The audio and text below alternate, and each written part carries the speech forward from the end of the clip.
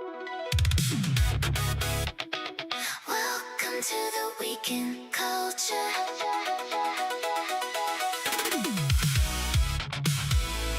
Welcome to the week in culture.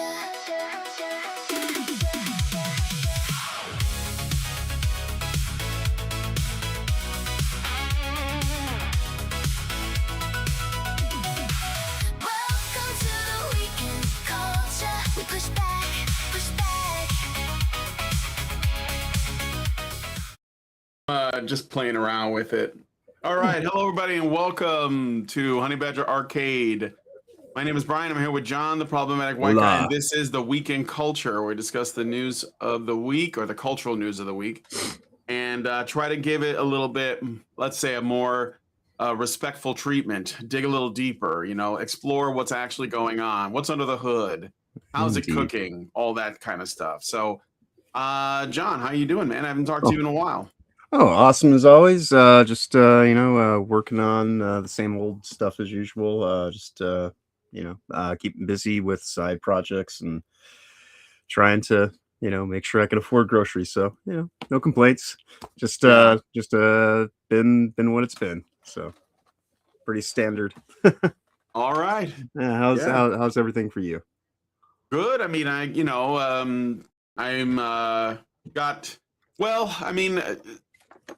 everything here is relatively stable. I do have some new things coming up that I'm going to be involved in. So there's a documentary that I'm might be flying out to New Jersey to participate in. It has to do with basically like men's issues, but it's kind of a big deal. It's going to be like a big thing. So I might be going out there for that this summer. Cool.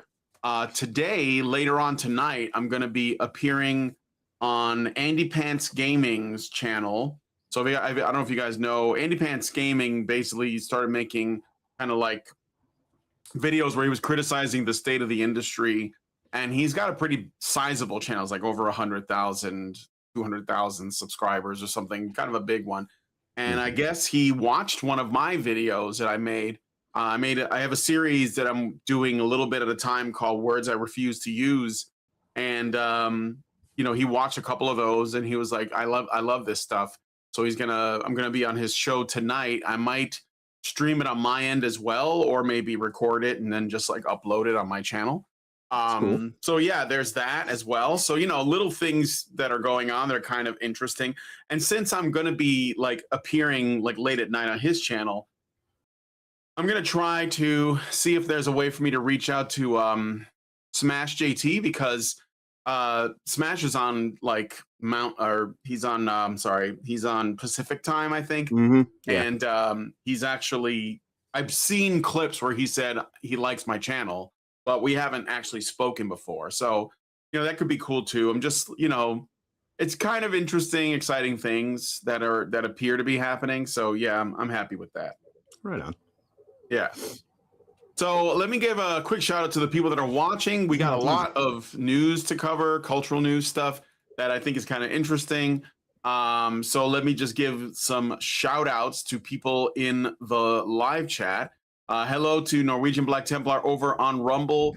Hello to Minul. Hello. And FX Hates says WSP. I'm not sure what that means, but welcome to the stream. If you are on YouTube, on Rumble, on Kick, on Twitch, hello to all of y'all. And yeah, let's, I don't want to belabor the point any longer, so let's get into it. So first thing I want to talk about is the new game Pragmata.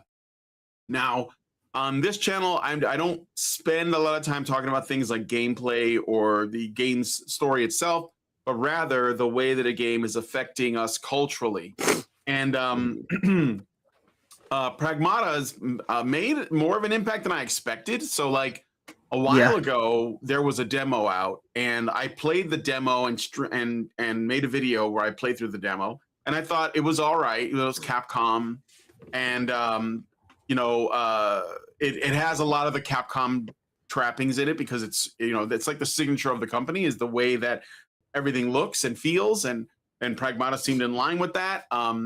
I wasn't particularly like, I didn't dislike the game at all, but it didn't like make me like, it didn't blow me away. I was just Right. like, oh, Didn't this have an was fun. ontological shock, right? Yeah, and I was like, well, at least it's a new IP. Like that was my thing too, right? Mhm. Plus, I had this like at the time I had this suspicion that Pragmata might have been like a reboot of Mega Man as a franchise because Right. and I'll Yeah. explain, you know why I thought that or Well, no, this is a couple people were kind of thinking that there was some kind of Mega Man connection to it. I'm yeah, assuming yeah, because yeah. Capcom the Blue on the Diane model and whatnot, things like Yeah, that. yeah, yeah. Yeah. And plus she's an android. And then the Mhm. way that she when she hacks things, there's like these rings around her arm that almost look like the shape of the Mega Buster, which is like Mega Mhm. Man's like signature weapon. So I thought that was why I was interested in trying out the demo. Well, you know, I just sort of like I made the video. I said, yeah, this is all right if you're kind of into this thing. It's got puzzles and it's a new IP. That's cool. You know, let me know what you think. And then I just sort of like didn't think about it anymore and went on with my day. But then the game came out and it's triggered a lot of people. They're calling that are calling, let's say, they're saying that there's a lot of people that have taken an interest in children after playing the game. And I don't mean sexually, although that's also something that's happened on the dark parts of Reddit. But like, Right. I mean, like in general, people were like, oh, you know, kids are great, right? And it's kind of like one of the central themes of it is that you're taking care of this android that has the personality and mentality of an 8-year-old girl. And there's an in-canon reason for it too. It's not just arbitrary. And so there you have this like, you know, dad simulator, which is like a thing that you see in a lot of games as well. Mhm. Hello, Toasty. Which, yeah. Yeah, Hey, go ahead. what up, Toast? Which was another reason why no one really expected much of this to be controversial because this is nothing new. No, it's not new. No, no. I mean, you know, we can go into all of the reasons why, but like, but it did piss some people off. Yeah. And so like you got, you know, an intense backlash from critics that were freaked out that men were playing it and saying it made them want to have kids or feel protective of children. Hassan Piker went on a big rant calling those guys unfuckable losers who would Mhm. just go to a brothel or should just go to a brothel instead of playing a dad simulator game. Kind of like him, huh? Maybe we can get a Well, he 15-year-old. has been to brothels, yes. Yeah, yeah. Maybe we can He ask for a called, yeah, he 15-year-old as called, well. and it's Jesus. funny too because I don't have the clip of him saying it, but I do have another clip of Hassan that's pretty great. Yeah. It's funny that he did that because it is a form of mate suppression, you know, that Mhm. men can engage in. I don't know if you guys know what I mean when I say that mate suppression. Are you familiar with this term, John? I think I've heard it, but I can't say that I know it like super solid. So, Okay, well, I can explain real quick. So mate sure. suppression is basically like when you do it so that you can like kill the competition on the dating market, on the reproductive market, okay? And there are two different approaches. And it's interesting because there's the way the men do it and the way that women do it. And they both do Mhm. it, okay?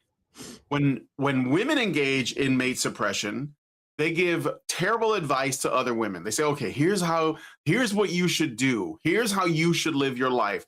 Here's the way you should act. Trust me, you Mhm. know."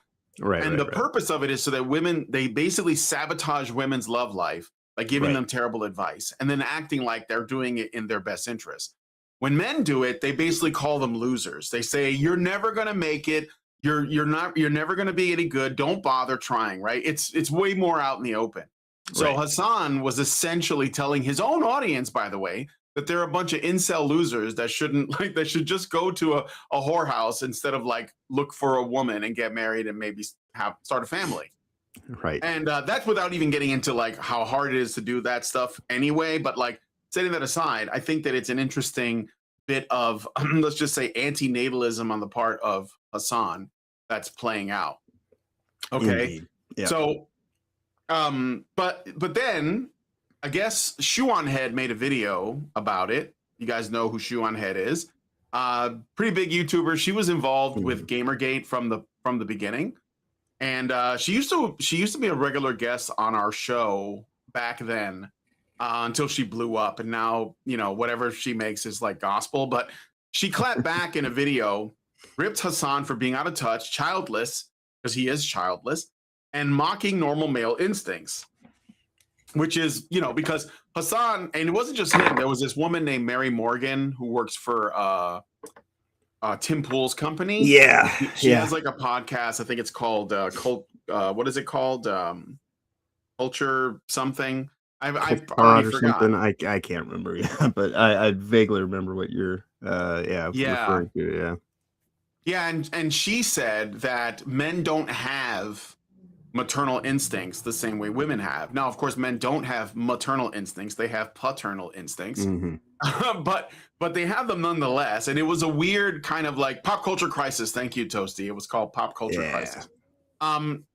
But it is interesting that Mary Morgan, and this is one of the, I made a video about this phenomenon already, but I was basically explaining that Mary Morgan is a really good example of why, of how basically like almost all women, regardless of what side of the spectrum they claim to be on, are feminists to some degree, and they see Hmm. men as like predatory by default unless men prove otherwise. And that's because that's how thick the propaganda is. I'm not even angry at her for having those assumptions.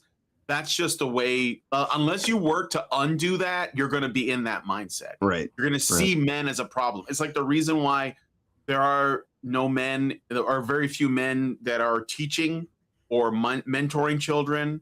There are so few men that are essentially operate as that kind of like guiding figure, and it's just dominated by women in daycare and education and all that is because of that way that we see men as inherently predatory. And when Mary Morgan says that, you know, this is like unnatural for men, and she's supposedly on the right, she's just demonstrating that she's not, because that's not that view is it's not at all, let's say, compatible. It's incompatible because you'd be against family in general if you had that attitude.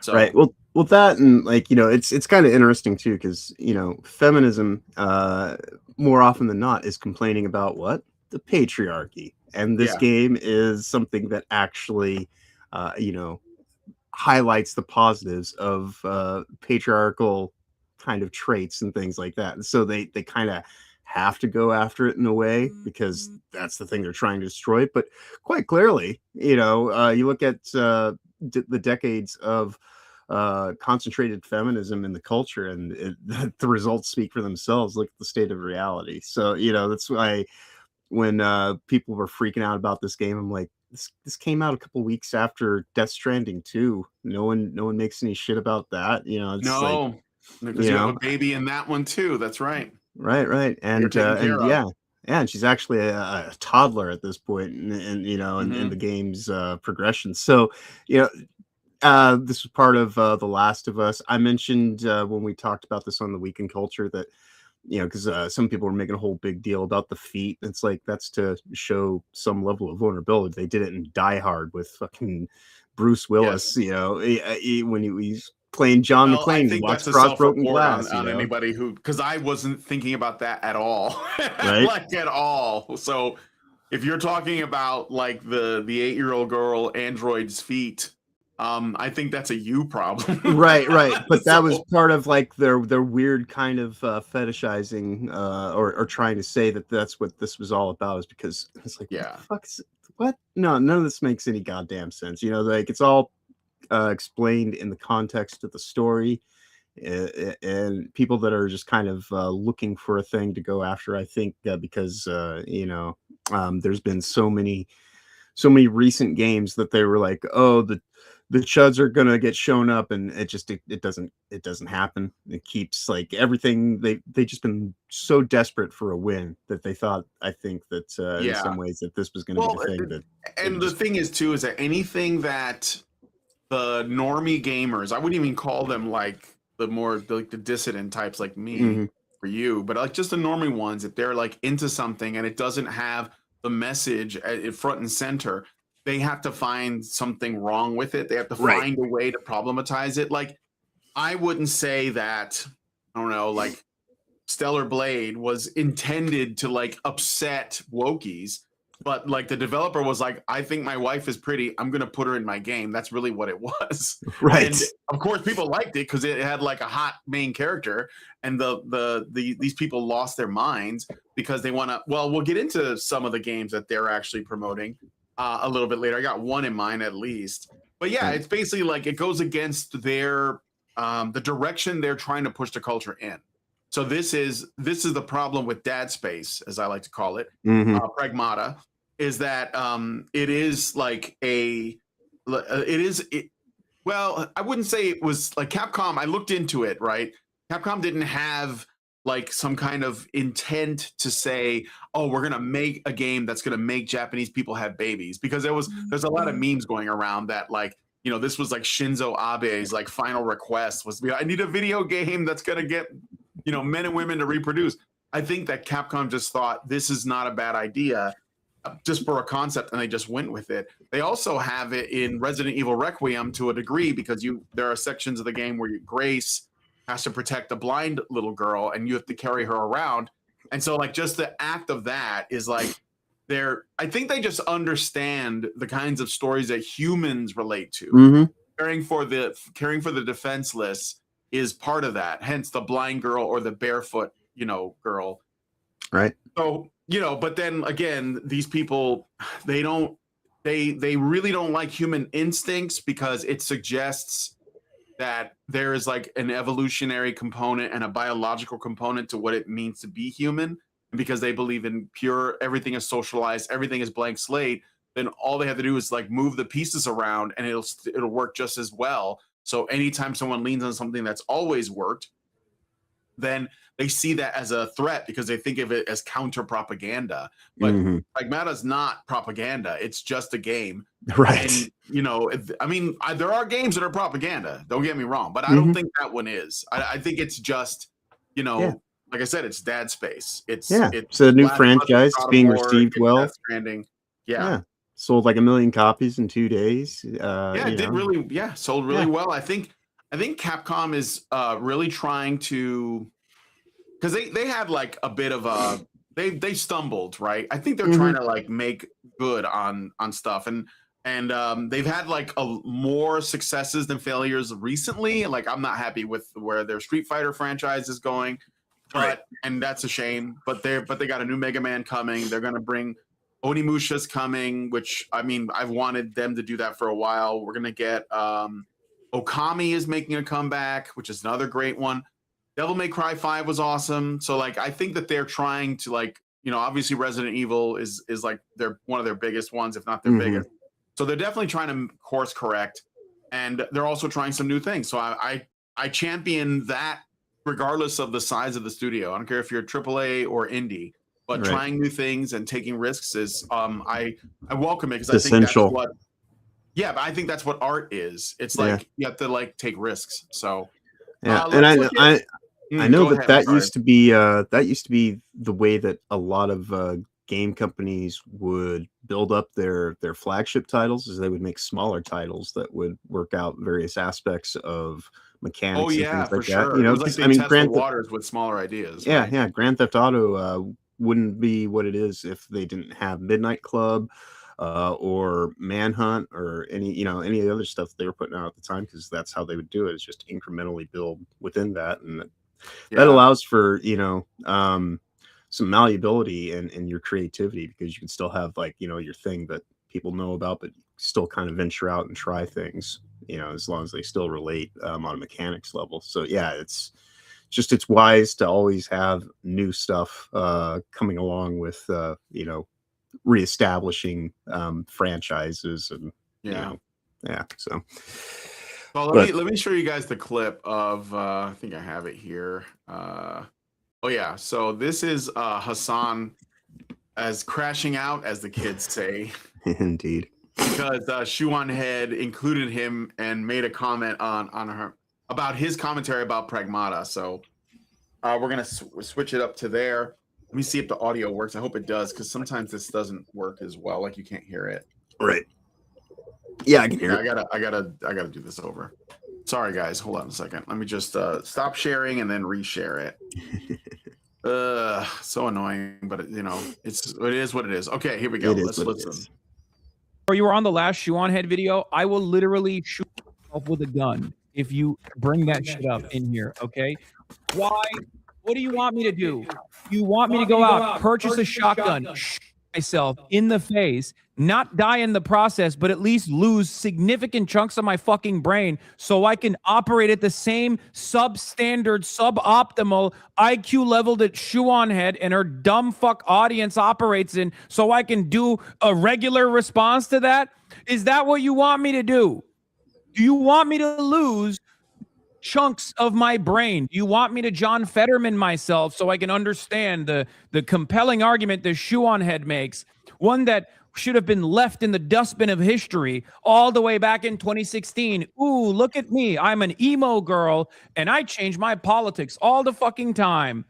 Ooh, look at me. As an emo girl, I look like that one meme on the internet. Okay.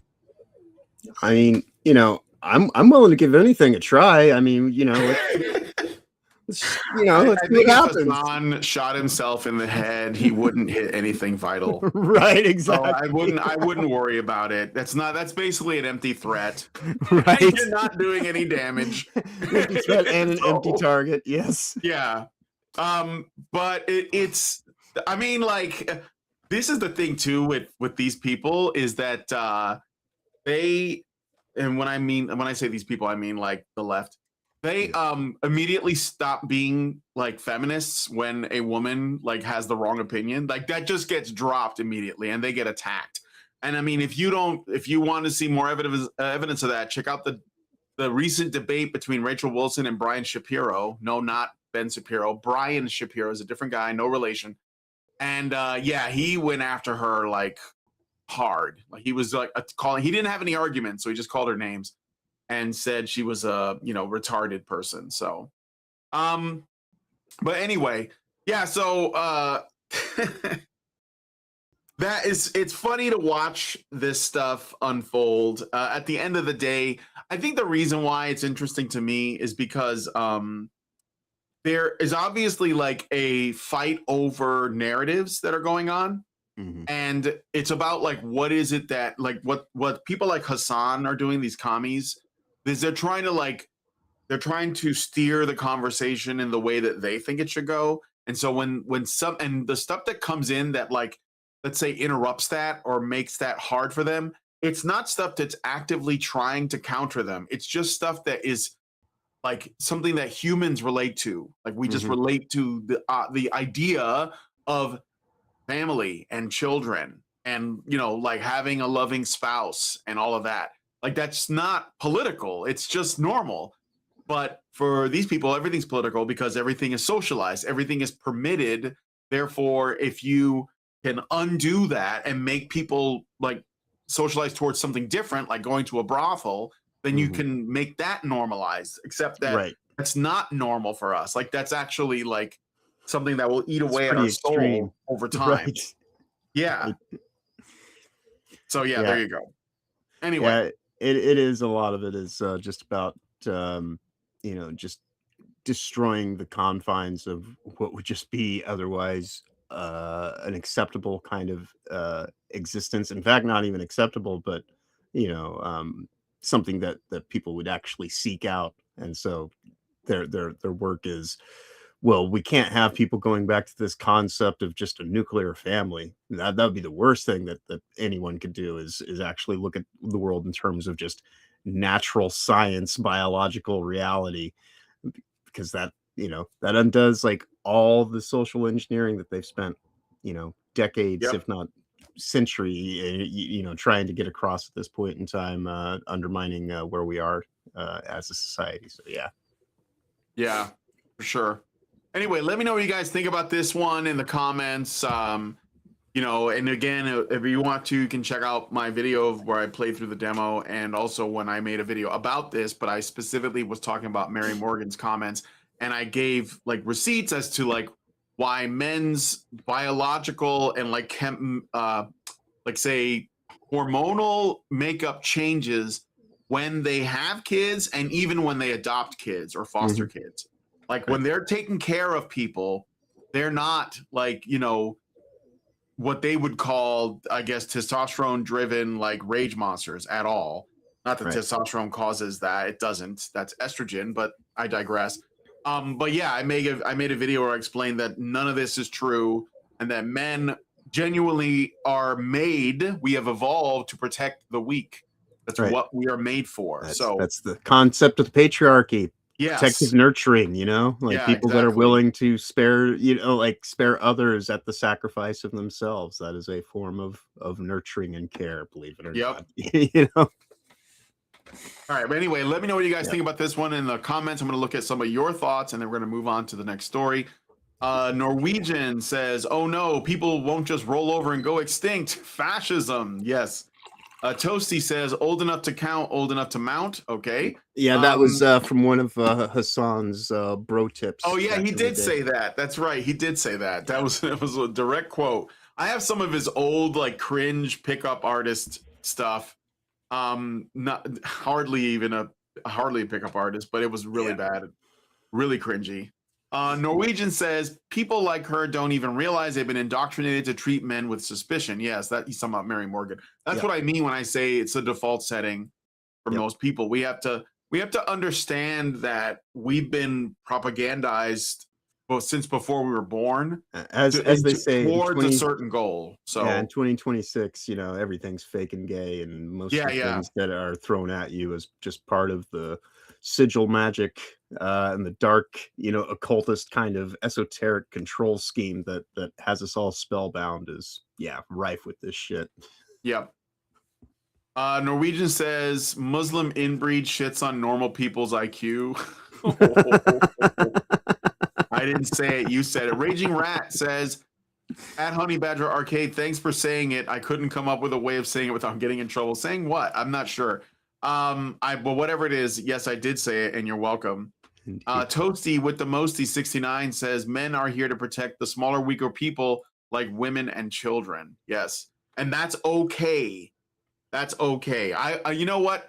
If your house is on fire and you call the fire department, you don't want a woman to show up to rescue you because you're like, how did you get hired? Like, you know, you want burly looking dudes that can like, you know, break the doors down with a fucking fire axe and drag you out of there. That's what you want. So let's just be real. Let's stop pretending like equality is a thing. And let's just like look at reality. Reality trumps equality every time. But anyway, with that said, we got to move on to the next story. But let me know what you guys think about this one in the comments. Oh, Raging Rat about Hassan. Don't care if I spelled his name wrong or not. Okay. Yeah. Indeed. All right. So next up, we have this little controversy. So Marvel and DC Comics writer Dennis Camp. I mean, it says Denise, but it's Dennis. Mm-hmm. He caught major heat this week after the latest Trump assassination attempt at the White House Correspondents' Dinner. Right after the shots were fired, Camp posted on X, missed again, sad face, which a lot of people took as him being disappointed the attempt failed. Yeah, because that's what it was. That's pretty clear. So when fans and critics went after him, he tried to walk it back. Did you guys know this? He tried to walk it back by posting a picture of a dartboard and saying, I am so bad at darts. And people are really passionate about darts. So he basically made a comment, then regretted it, and then he tried to take it back and say, look, man, I was talking about darts. It's just a prank, bro. Right. We knew what you were talking about, considering the timing. And I think that this is going to be like more disastrous for the brand, as bad as it already is. So I thought I would bring this up because I'm going to talk a little bit about the assassin or the would-be assassin, Cole Allen, because it's interesting that he was also involved in game development. So I don't know if you knew that, John, but yeah. I had read that part. Yeah, and not too in depth, but enough that I saw that he was listed as a game developer in an article or two. So yeah. What? I said I saw that he was listed as being a game developer in an article or two, but I didn't look into any real specifics beyond that. Oh, well, we're going to have to get into those in a second here. So, yeah, I mean, no surprise, like, you know, soy jacked guy, like, makes comment. and then realizes what he said was stupid. And just to drive home that this guy's kind of garbage, even at his job, he wrote the Ultimates at Marvel and Absolute Martian Manhunter at DC. So those are trash books. I hated the Ultimates. I mean, I didn't read them, but I just knew they were bad. Right. So yeah, pretty awful. And yeah, but I mean, I guess that's just, you're just going to keep losing money, guys. You just got to stop hiring trash people and maybe you'll do better. So, all right, let's get into this Cole gentleman. Cole Thomas Allen, the 31-year-old charged in the recent assassination attempt on Trump at the White House Correspondents' Dinner, was a self-described indie game developer. On his LinkedIn, he listed himself as a mechanical engineer, computer scientist, teacher, and indie dev since 2018. Sounds like a really impressive resume. Sure. His main release game is a game called Boredom, spelled BOHRDOM. So he's sort of like played with the spelling, which is a weird educational, non-violent, asymmetrical fighting game based on atomic physics and chemistry. Players can control either electrons or the nucleus in a high-speed physics-based battles. It came out in 2018 on Steam and sold for $2 and barely had any players until this week. So like when the assassination attempt came, then people were like, what is this guy? He's got a game on Steam. Now Steam took it down. They took everything down. So there was like even like discussions because people were commenting on his whatnot. You're right. Yeah. Yeah, because he was also working on a shooting game or something. And they were like, well, I guess that's going to fail. But anyway, so this is a video of the gameplay. There is sound. I don't think we need to watch it, but you can just, you don't have to worry about it. The sound is just bad, like chip tune music or something. Right. So this is his game.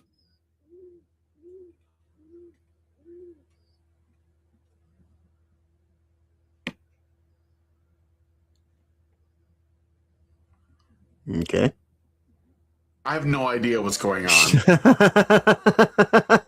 It looks terrible. I assume it's supposed to be a puzzle game of sorts, kind of like. No, it's an asymmetrical fighting game, non-violent. Oh, that's just gay. This is some, yeah, I don't know. This is some modernist art kind of bullshit. Then I don't know. I what?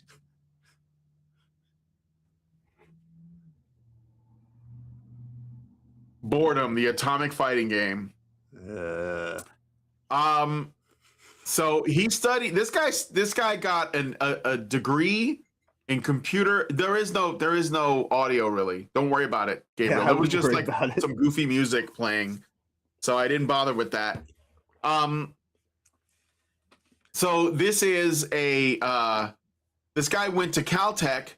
He got his Master's of Science in Computer Science at the California State University, Dominguez Hills.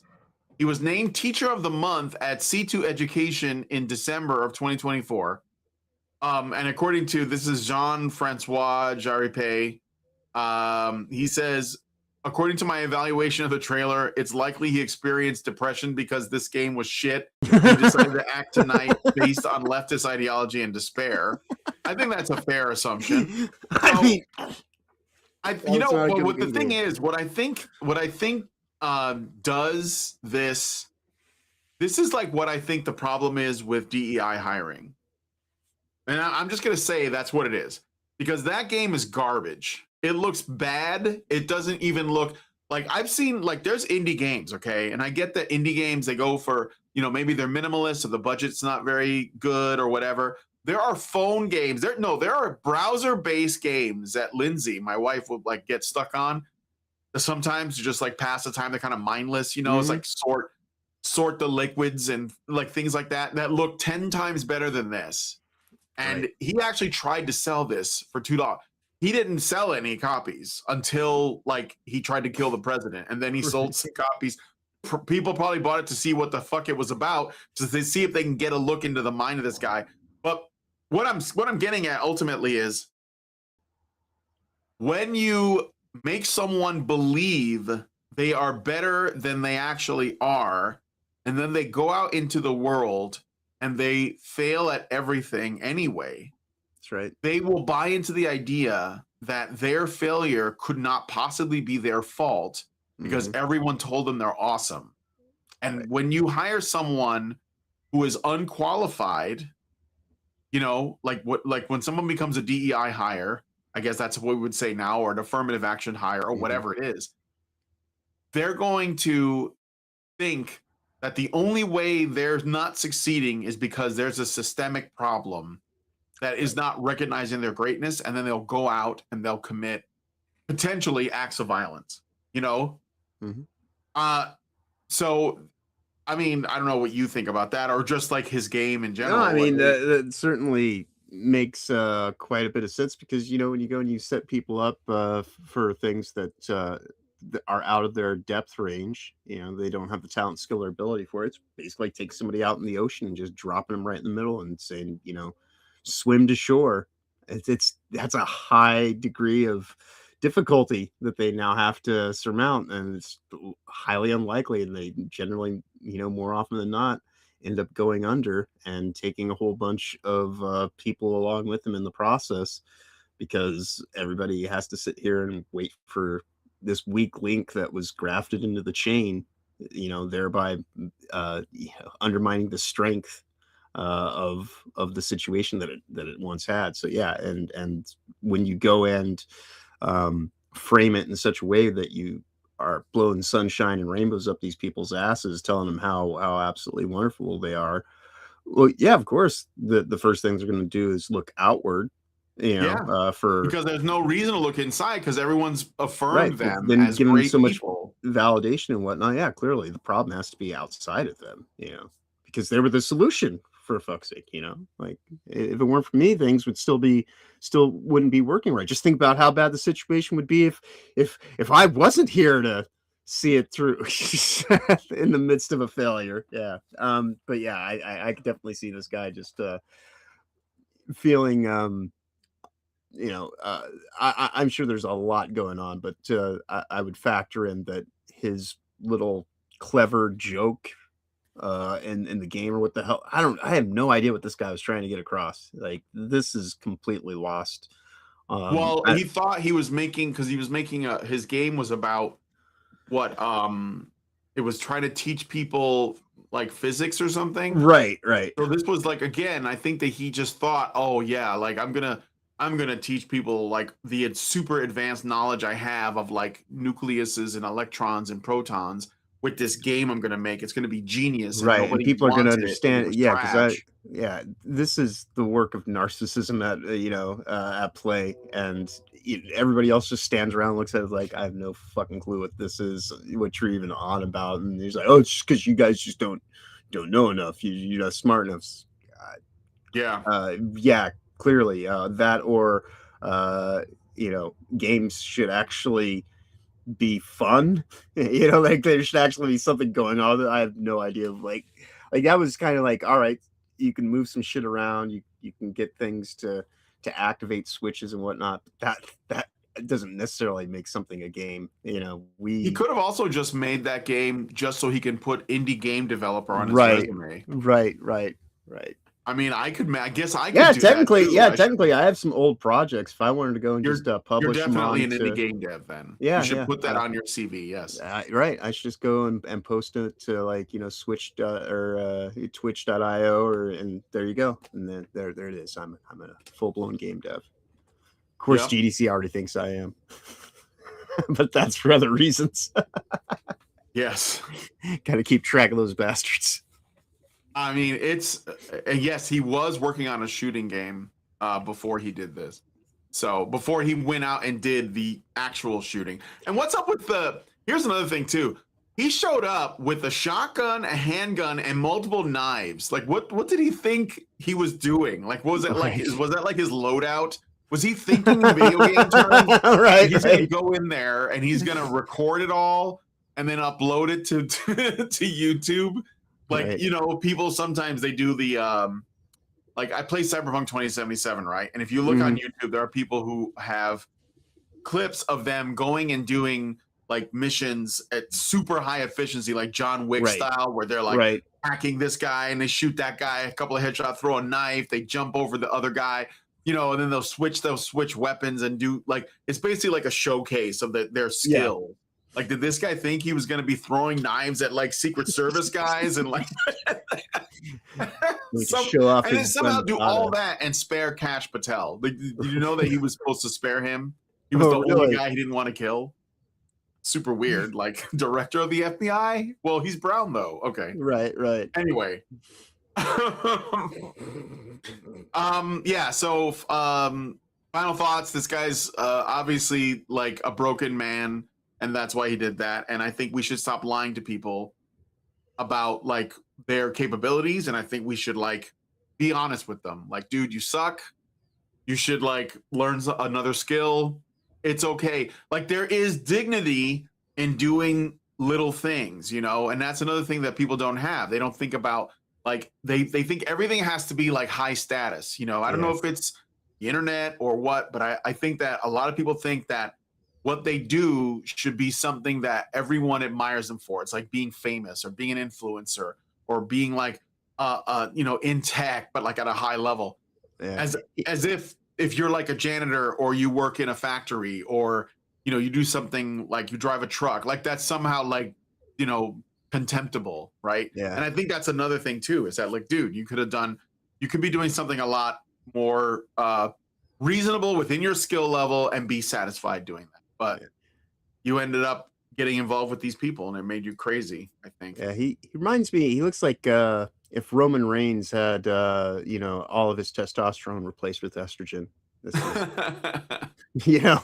He looks like the guy from what was that movie? It was like the Society of Magical Negroes. He looks like the main character from that. Like Justice. His name was Justice something. I swear to God, look that guy up. Here, I'll look it up. Yeah, no. I Society- as soon as you mentioned it, I'm like, oh yeah, that's a hit. Yeah. Yeah, I'm serious. I'm sorry. A Society of Magical Negroes. Mhm.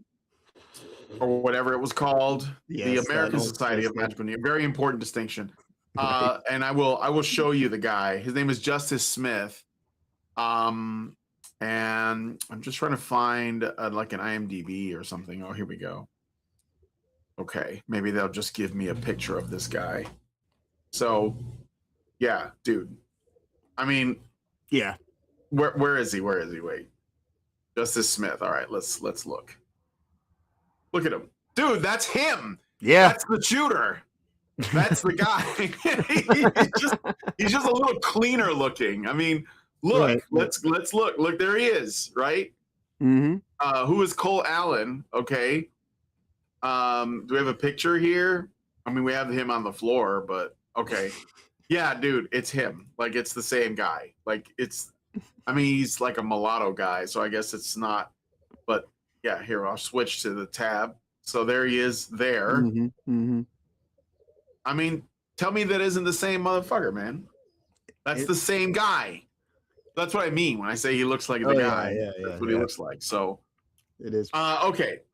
really stark comparison. Yeah, they look What? quite a bit. I say it's a very stark similarity they have.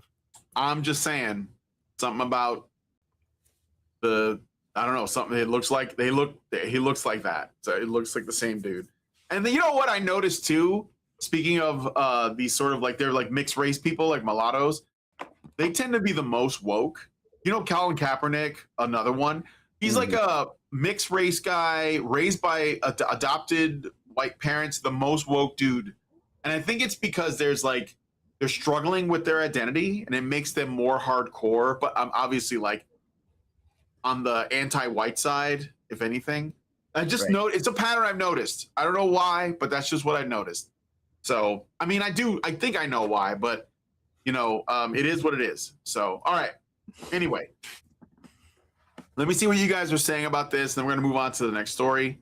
Let's see. Tosi says cops and firefighters are hot. Yago Kuno says after sounds weird. I don't know what you're saying, but thanks for your comment. Norwegian says quote, game dev, end quote. Game dev. Raging Rat 7670 says, a shooting game, huh? You don't say. Yeah. Gabriel says, it broke new ground. Yes. Raging Rat says, this looks like one of those tutorial garbage to try and learn how to make a game. Norwegian says, I wonder if Alan believes in gun control. Absolutely, he does. Common sense gun control. Derek says, new Saints Row reject. Oh, yes. Yes. He looks like one of the characters from the new Saints Row. He does the geeky one, yeah. Dude, all he needs is a bow tie. Yep. I don't know why they do that. They really like effeminize, especially the black characters. Oh yeah, it's anyway. because you know, black man bad if he's got too much testosterone. So black men bad because men. Right. Like a feminine, like the guy from Justice Smith, the guy from the American Society of Magical Negroes. Yep. Very effeminate. So he's okay. He's okay. Right. Yeah. Demasculization. That's yeah. It's masculinity. That's really the problem. Yeah. Robert Johnson says elite overproduction developed by Peter Turchin describes a society that has an excess supply of potential elite members relative to its ability to absorb them. Tell a midwit they are elite. Well, yeah. Then you get Hassan Piker. Zeranx gives us $5 and says, can we reflect on how on point Dave Chappelle's Clayton Bigsby was given the levels that exist in that portrayal? Yeah. Literally the SPLC. That's who Chappelle was in that skit. She just doesn't know it. He was playing the role of the SPLC. And I'm telling you, as an aside, I'm waiting for the same thing to come out for the NAACP, Citizens United, the ADL, and there was one other one too that there's another one of those acronym like anti-hate groups. They're probably all paying people off to do stuff so that they can justify their own existence. Because that's what it always was. It's always been a grift. So yeah.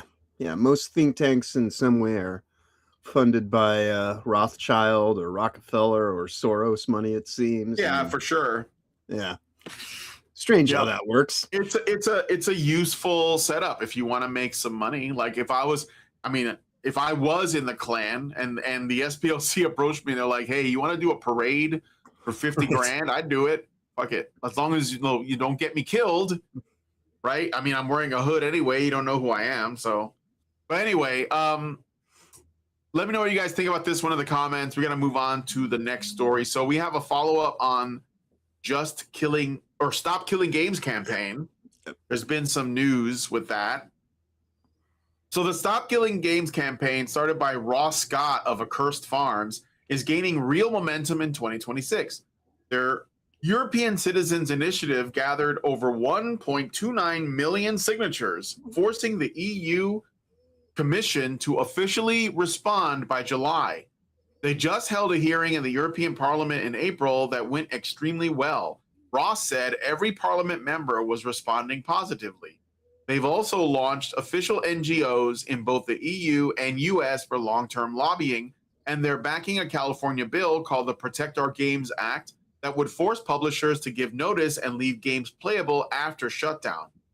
On the legal side, they're pushing a lawsuit against Ubisoft in France over shutting down The Crew. Ubisoft has already started adding offline modes to some of their newer Crew games, which many see as them feeling the pressure. So let's look at this clip. I may have to stop and restart it again because the audio didn't work for a second. But no worries. Let me just do this over. So let's look at this clip from Stop Killing Games. This is the guy.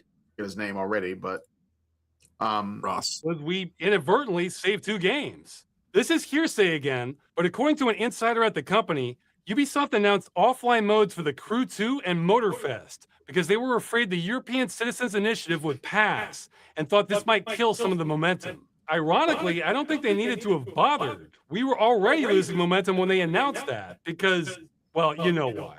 But not killing games is the whole point of this, and I guarantee you Ubisoft had no end-of-life plans for those games prior to this movement. they were absolutely slated to die. Was we inadvertently saved 2 games? So and there's another clip too. Ubisoft announced that they would add offline modes to the Crew 2 and the Crew Motorfest, which that honestly doesn't change our plans or anything we're doing at all. So I kind of look at this as just a big bonus or a consolation prize. So yeah, don't get me wrong, I'm very happy they're doing it. It's just that doesn't change the trajectory of anything. And they surprised me too, because I did think there was a chance of that, but I never thought that would happen before some sort of ruling from one of the consumer protection agencies, either in France, Germany, or Australia. I will ascribe credit, assuming they follow through, which they may not, of the Crew 2 and Motorfest getting offline modes. I 100% think that would not be happening without the campaign. That's kind of a bonus. All right. Yeah. So do you have any thoughts on that? Well, I think, that he's wise to say, to keep moving forward on the initiatives, because, even if Ubisoft is going and feeling the pressure to try to go and downplay it now by complying of their own volition, without that stuff in the books, then they'll just end up turning right back around and going back to their old ways quicker than not. So I think that he's correct in his assessment that this wouldn't have happened without the campaign in its own right. It's great to see an actual success along the way. And if anything, I would say that this is kind of more reason to galvanize it, because that's the whole purpose of this thing, is to make sure that, these are common sense, good business practices, at the end of the day. So if companies finally decide to start doing stuff like this, which is what used to be part of the standard release, I'm all for it by any means. If they're willing to just actually start doing it on their own, all well and good. But given the way that we've seen the corporatization of gaming over the last 20 years, I still don't trust it. So get the laws on the books to actually 100%. End of life game support, because that's ultimately the only way that they will adhere to it with any kind of longevity. So 100%. Apparently the video got like thousands of up likes, but 1 downvote. Everyone's saying that's pirate software. The 1 downvote. Right. But again, I guess it's good that the pressure is on. So there, let's hope that we should definitely keep going. And what are some games that you guys think you'd like to see continue to live after they stop getting support? Because that's ultimately what Stop Killing Games is about, right? Especially if the games were made to be like an always online game. Mm-hmm. Is basically a game on life support from the moment it's made. And it doesn't mean it can't be good while it's up, but like at some point the servers are going to go down, and then what? Like there should be something else. Like I keep going back to this, but I think it's worth bringing up. There was this old PC game called, I think it was just called Alien versus Predator, but it might have been Alien versus Predator 2, where you can play against your friends on your PC. And like, I think people still play it. Like there's games like that where you can still, get online and play with people. I think Counter-Strike is like that. We talked about how Team Fortress 2 is basically being like kept alive by like one guy, and that's for the online component. But even then, like if there's no online component, there should be offline stuff to do. I'd like to be able to get on, I don't know, like any like sort of like multiplayer game and fight bots or something, just because it could be fun, to play. So yeah, well, I know I got Death Stranding for Steam specifically because of PSN locking me out. Without a PSN account, a paid for PSN account, then all the connections you have to everybody else who plays Death Stranding don't work. on PlayStation. So you Yeah. still have access to the game, but you can't have access to all that interconnectedness. Yeah. That's a big part of it. So, and that's just pay gated, so at some point in time, that is probably a game that is going to encounter some degree of this, especially on, the Sony platform, I would imagine, because uh, it's, it wasn't, Death Stranding, as much as I may like those games, they're not that, they're not that popular in the broad sense. So I can't imagine that they'll be able to run those servers forever. So those will definitely be some games that will have some issues with connectivity to other people. Yeah.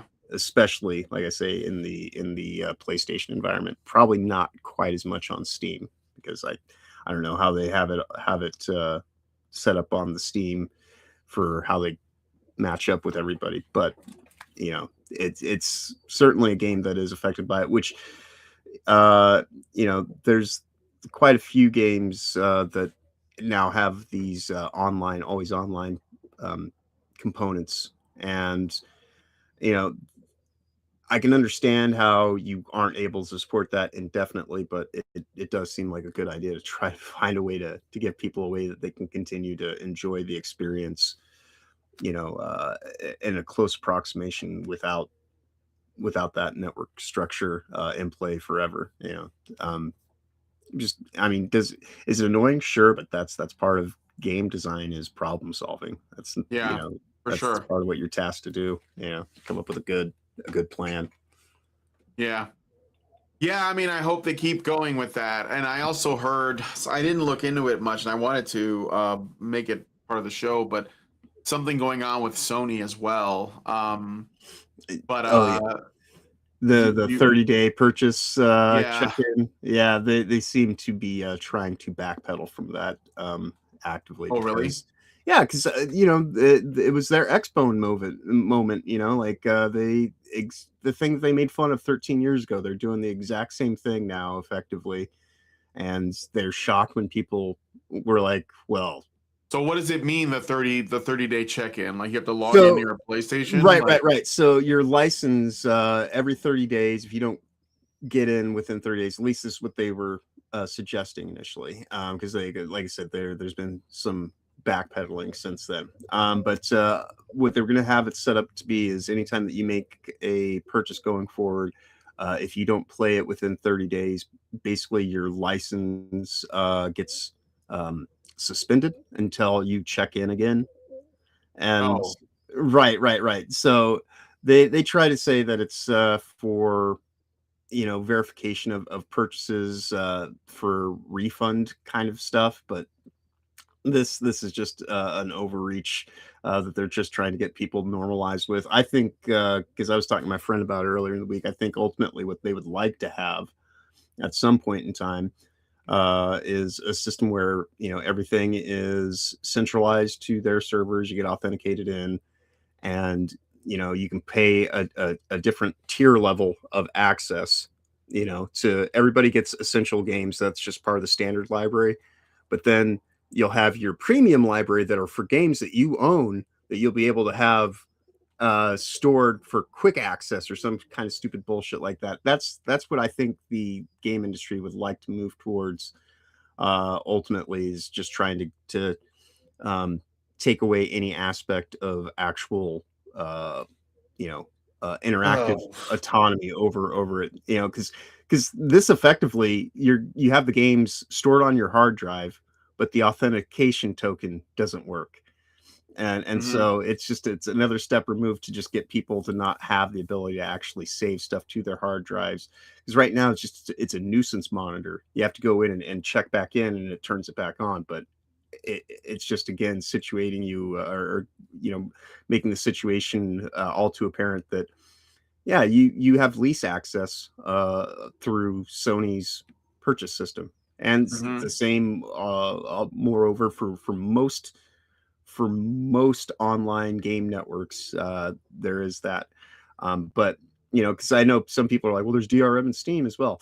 Not not quite as much. Most of their stuff actually is just about making it work with the Steam interface, because there's a lot of games that you can just go and load from the executable and they'll boot right up, and they'll do it Yeah. outside of the Well, Steam. there's an offline mode for Steam too. Right. Although some games that I bought through Steam don't run very well, and I don't know if that's the game or it's like older ones. You know, like I had trouble with Freedom Force and Return to Castle Wolfenstein, and I think there was like another old game. There are some older games that you do have to do like a little bit of modding to get them to run right. I had the same issue Fallout with, New Vegas was giving me trouble until I modded it. Even then, it still crashes sometimes, but I guess that's just the nature of the beast. Bionic Commando, the one from 15 years ago, the three-dimensional. Are you talking about the one with the guy from Faith No More? Yeah, the one who had him with the dreadlocks. Yeah. That one specifically on Steam, you have to go in and add in a specific driver or a DLL. I can't remember exactly. Otherwise, it won't play at all. It won't even load in. But once you go and put that in there, it works perfectly fine. So there are some games that have little issues like that. So it might be something like that with Freedom Force. Yeah. No, Freedom Force. I had to get it on GOG, and then it was fine. And I kind of like prefer GOG overall, but like they don't have right some of the stuff that Steam has. So I use both of those mostly. That's what I am now. Is the Steam GOG guy. Purchases work really well sliding right into Steam as well. I think I even have a few things that I bought on GOG. You run through Steam? That I run through Steam, and it just downloads them directly from the Steam library now too. And I'm like, I don't know how that works, but okay. Well, that's weird. Yeah. Okay. Well, anyway, so Stop Killing Games, they're getting some wins. I guess we'll follow up and we'll see. They got to make a decision by July. They were going to hear back from them, so we'll figure that out in a couple months, and we'll definitely follow up on this channel. So stay subscribed and subscribe to the channel if you're not already, so you can keep up with the latest developments in the entertainment industry, the cultural institutions themselves, but we tend to have a focus on games. But it's not just about that. Right. Let me see what you guys are saying. And quite honestly, I think of all the channels that I've been doing these streams on, this was the first place that I knew of anybody actually bringing up when we started talking about this a long time ago. We were the first ones to ever mention the Stop Killing Games. Yeah, like 6 months before anybody else. Oh, dude, that's a big deal to me because like I used to get into like I got into MMOs for a while, right? And MMOs are like, I mean, I wouldn't play one now because it's the worst, like for time. But I was into this one called City of Heroes, and I played a lot of that game.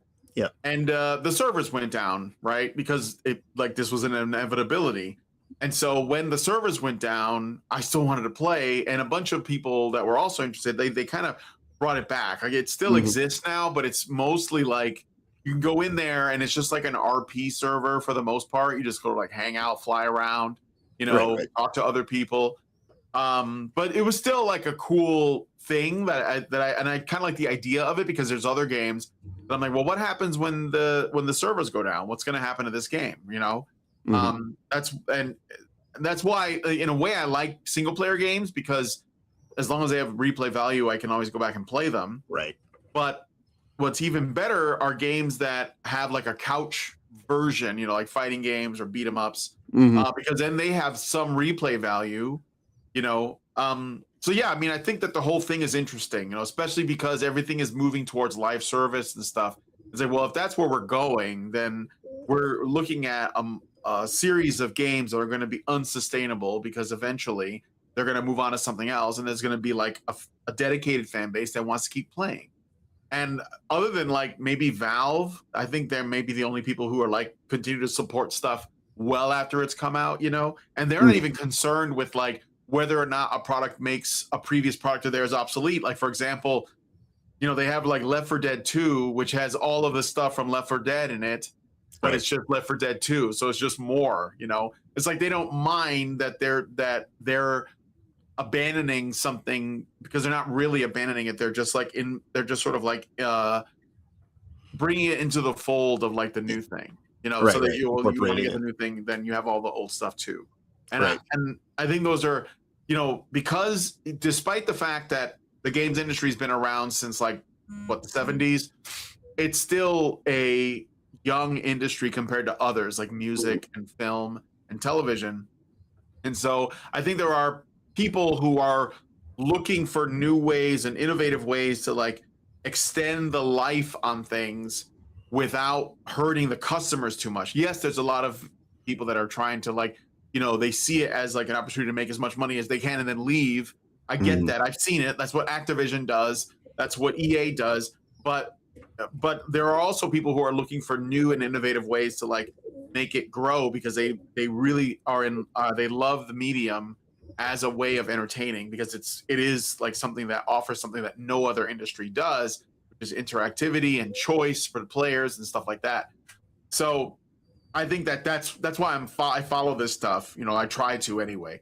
So yeah, right. I'm glad to see that we're making some progress. I think the stop killing game thing was inevitable anyway, because like I said, as games move more towards the live service model, you're going to get people who are like, well, what are we going to do? What am I buying exactly? Yeah, right. Yeah, exactly. What am I getting into here? So, all right, let me see what you guys are saying, and then we're going to move on to the next story.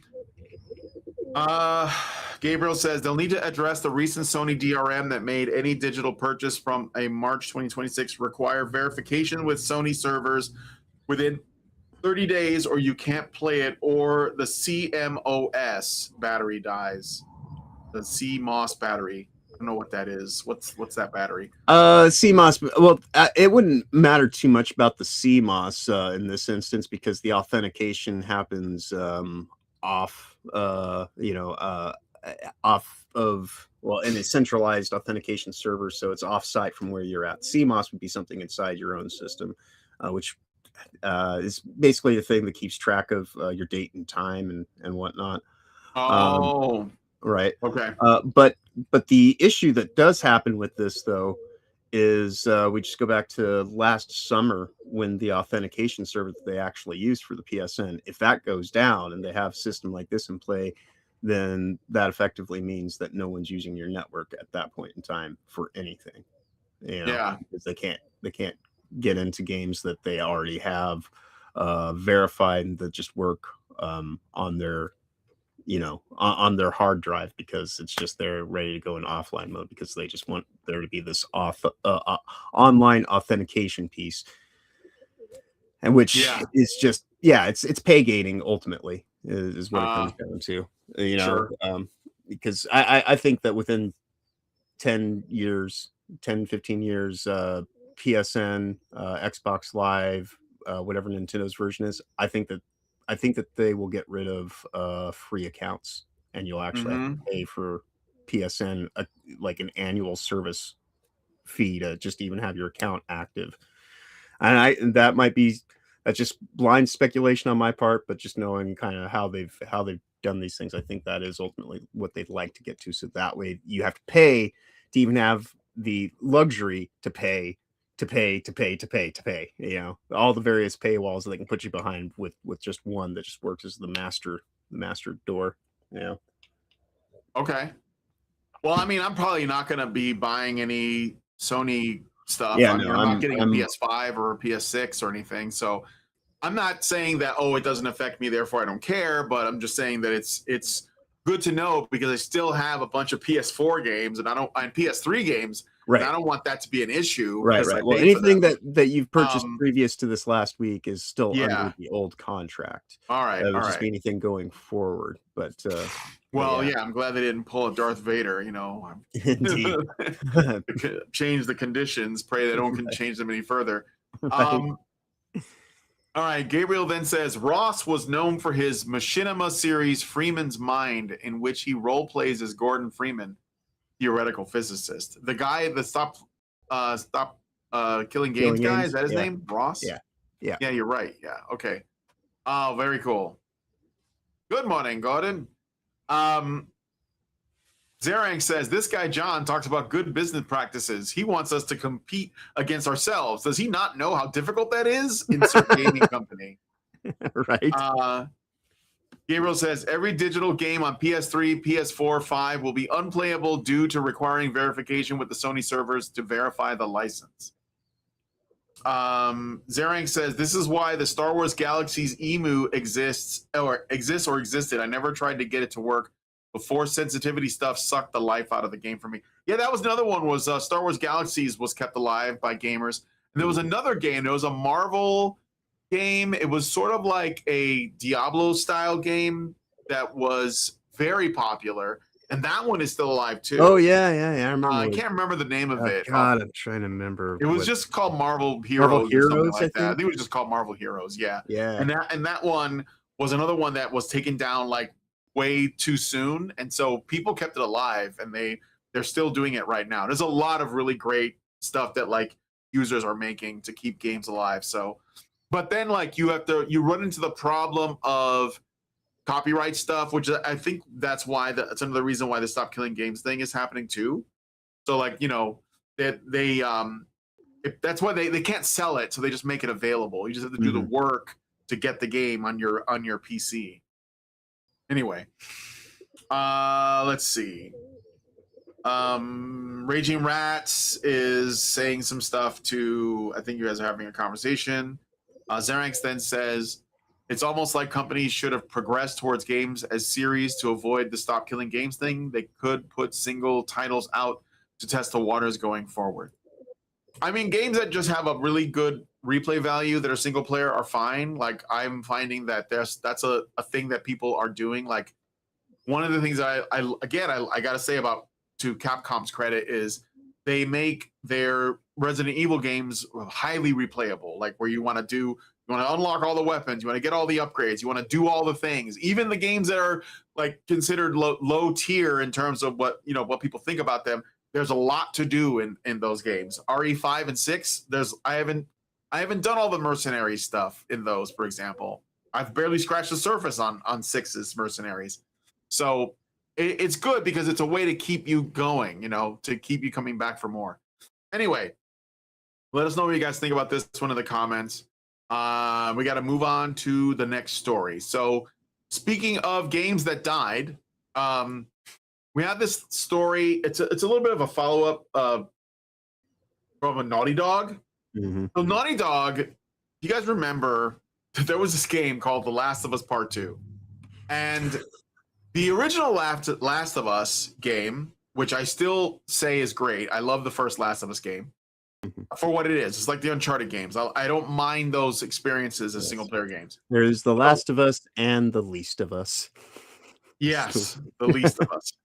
But The Last of Us Part 1 also had a multiplayer competitive game inside of it, which is like, this is like back when you could get a game that had a really good single player experience, and then they would add additional like multiplayer or co-op or something like that. I think Uncharted had multiplayer in it, and it had a co-op game mode. I think the second or third one had it. And it was a lot of fun. I remember playing it. It was sort of like you go from area to area, you fight a bunch of enemies, but it was okay because you got to play it, and it was a lot of fun to do. And so The Last of Us had I forget what it was called. I think it was like factions or something like that, but it was basically like a versus mode, a multiplayer versus mode or deathmatch. And that was on the first game. When the second game came out, as much as like people were, worried about like the story and all that, there were gamers that were committed to the game that wanted the multiplayer for The Last of Us Part 2. They wanted that. And Naughty Dog kept saying, we're going to do it. We're going to give you the multiplayer. Just wait. Here's the main game. Here you go. Now, and they wanted to get people excited for the multiplayer, but the multiplayer never came. And in December of 2023, so this is a few years ago, they announced that they were canceling what they were calling The Last of Us Online. Right. Which is a standalone multiplayer game based on the factions mode from the first game. The big twist, so this is the more recent part, because this happened a few years ago. The game's former director, Vinit Aragwal, recently revealed that it was 80% finished when they canceled the game. When they canceled The Last of Us Online. It was about 80% complete, and it took them 7 years to develop it. He called the cancellation soul-crushing and said he only found out 24 hours before they made it public. Right. So they told him the day before. His team was working on it for 7 years.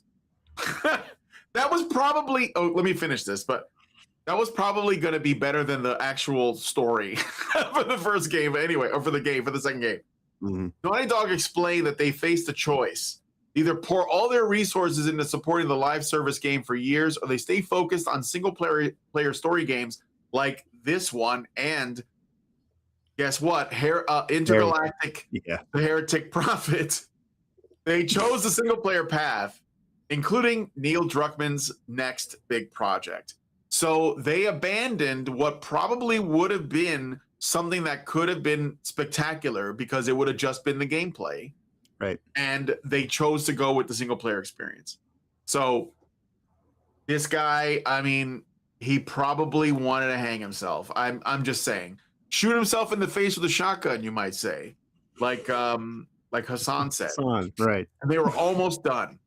So anyway, what do you think about that, John? Yeah, I mean, it's unfortunate considering all the re-releases they continually do with the Last of Us properties. They could have just as easily had a revenue title, Dude, revenue it would have generating been, title out for. I gotta tell you, it probably would have been really good. I mean, Yeah. as much as I hate what they did with the story in the second game and all of that, if they would have just killed it with the multiplayer, they probably could have compensated for what they did in that game. But Right.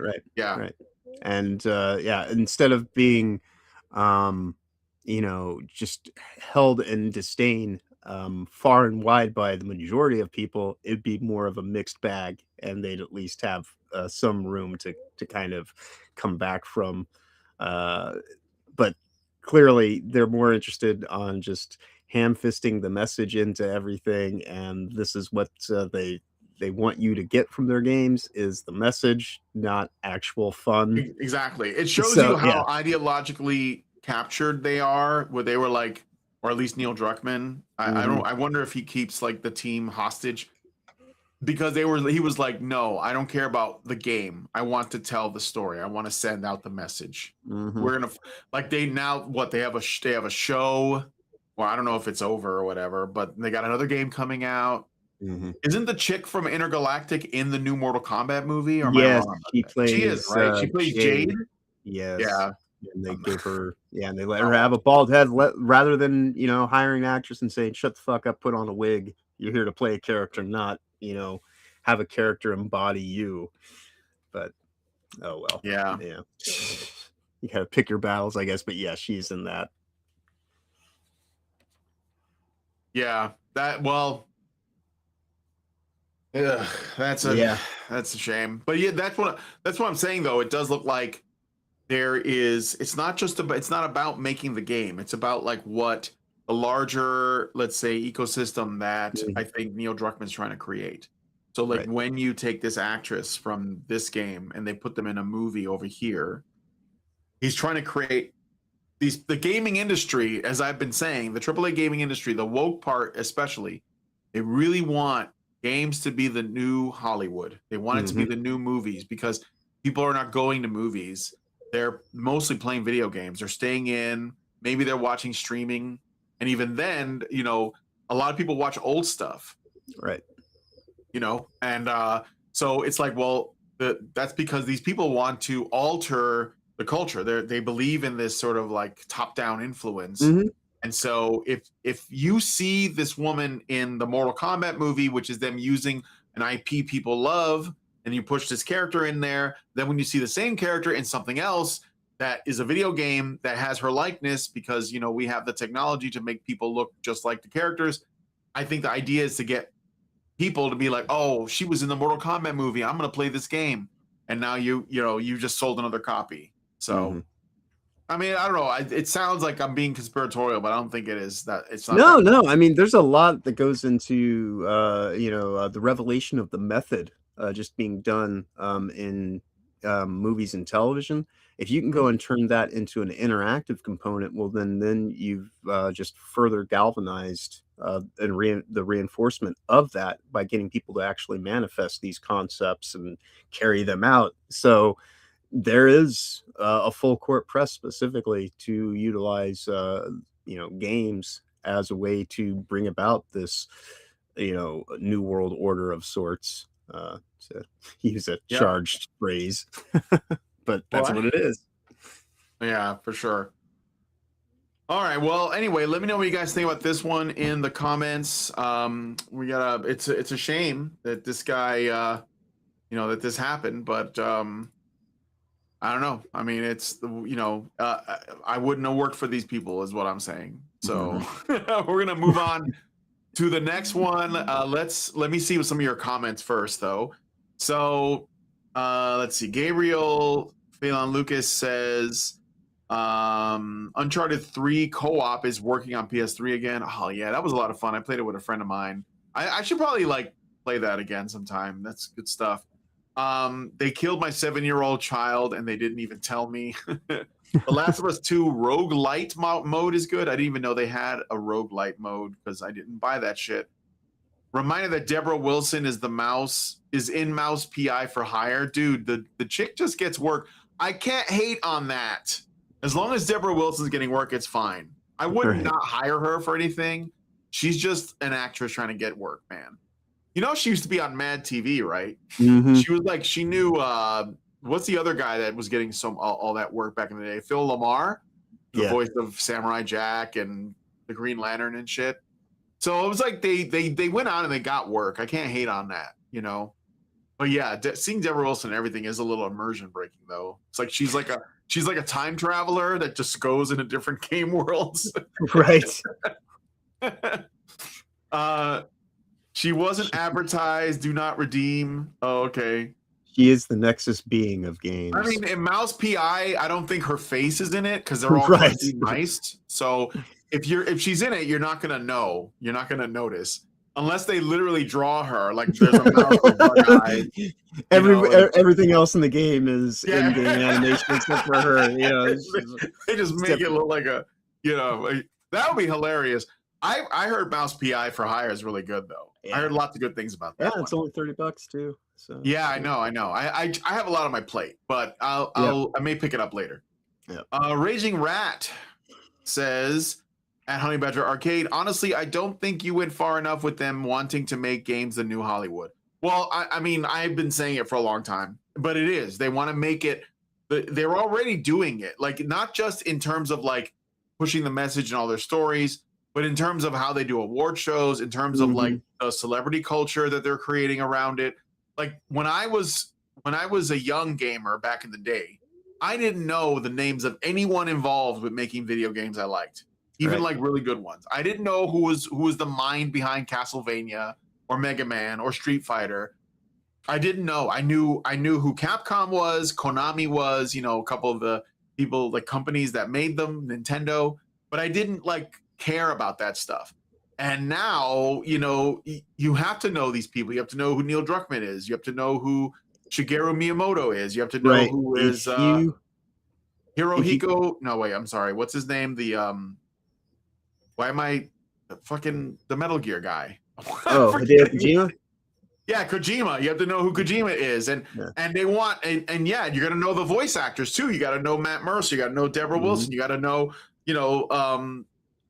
if you go into a game design course at this point in time, GDC is going to be an expectation from you more than likely as just part of, and that's what that, I mean, I've my whole time here talking about the infiltration of the game industry starts at the college inception level where absolutely GDC is all about as everything does. Right. As everything does.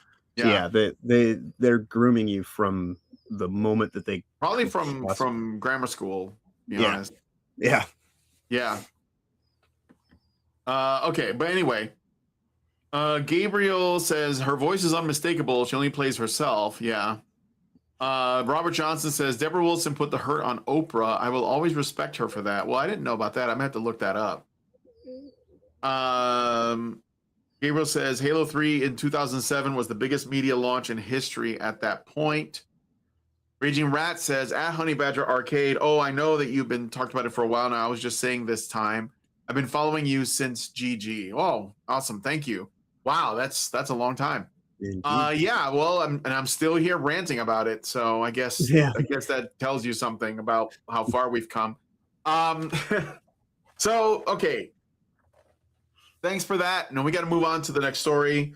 Let's talk about Animal Farm.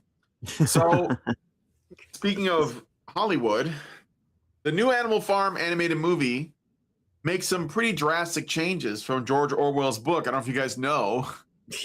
It adds a brand new main character, a young piglet named Lucky, who becomes the focus of the story. The ending is completely inverted. Instead of the book's bleak, hopeless conclusion, where the pigs fully become like the humans with no real resistance, or like there's like it becomes difficult to know the difference between the pigs and the humans, i.e., the Bolsheviks and the imperialists that ruled Russia before. Because, well, I'll get into it later, but George Orwell is not as base as everyone says, and I know that seems like a controversial position, but bear with me. But let's finish. The ending is completely inverted, right?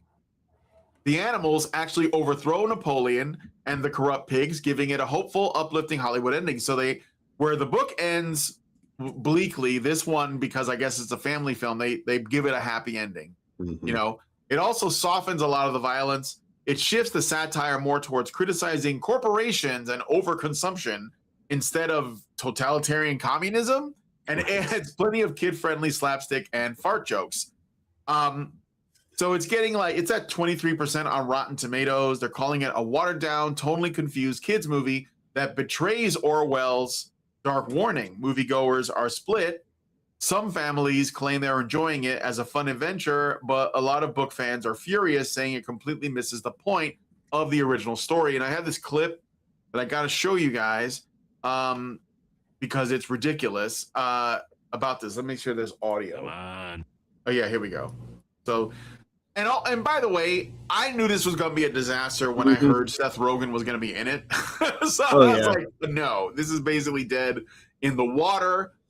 And I have an understanding as to why this happened, because to have this be made by Angel Studios it's a travesty. I was so confused. They didn't make it. They picked up the distribution on it because no one else would. However, there is something kind of interesting in that one of the jokes, the fart joke specifically, they refer I'm going to play it right now. Yeah, this is the fart joke. So let's listen.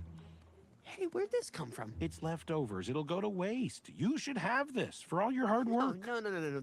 Thank you, but it's supposed to be shared equally. There is no supposed to anymore, okay? We're free. For example, I'm about to fart right now. This is the sound of freedom. This is the sound of freedom. That's quite the insidious joke. Again, revelation of the method, humiliation rituals, things like that. You know, like to play ball in Hollywood, Angel Studios has to go and effectively cuck their most valuable property that they've really even become known for, and undermine it through a fart joke. Glorious. Yeah. So let me give you guys the context.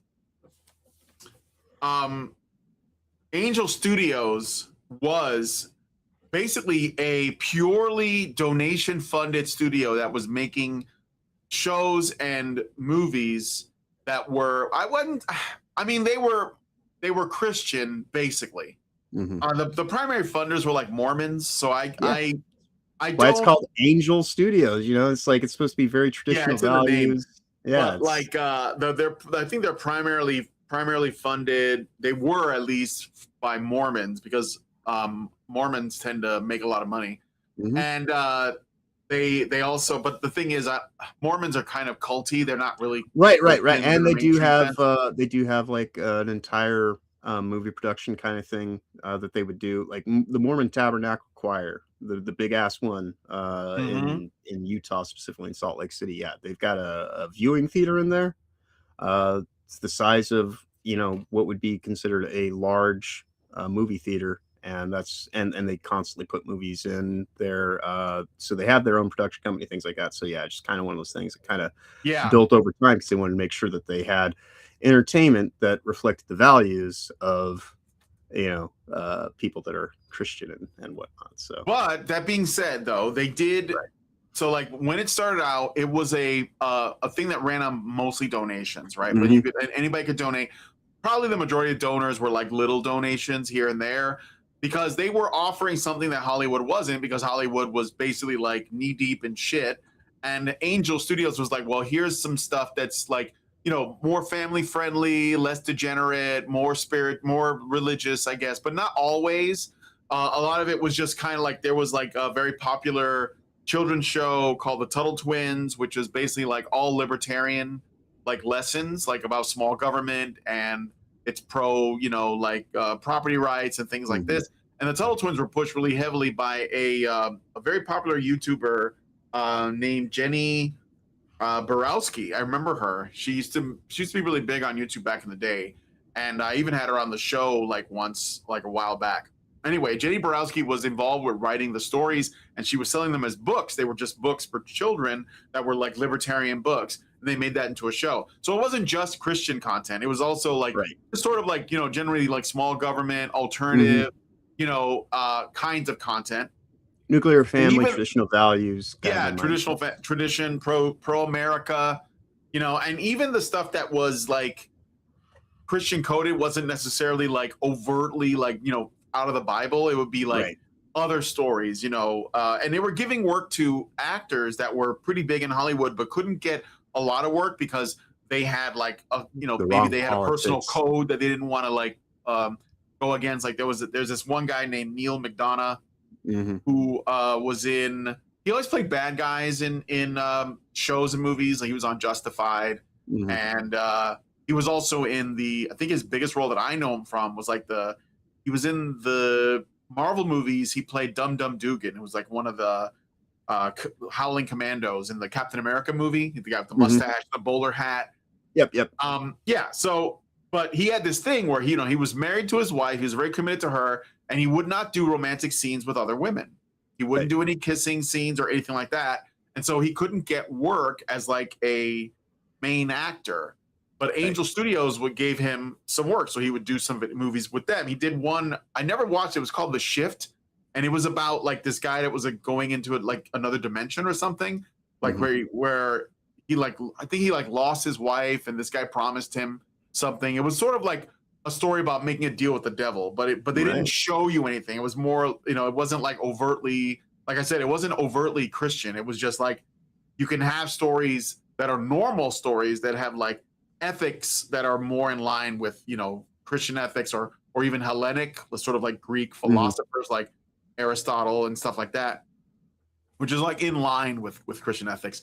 But yeah, so Angel Studios was doing that, and then they came out with their big show, The Chosen, which is basically the New Testament like made into a show.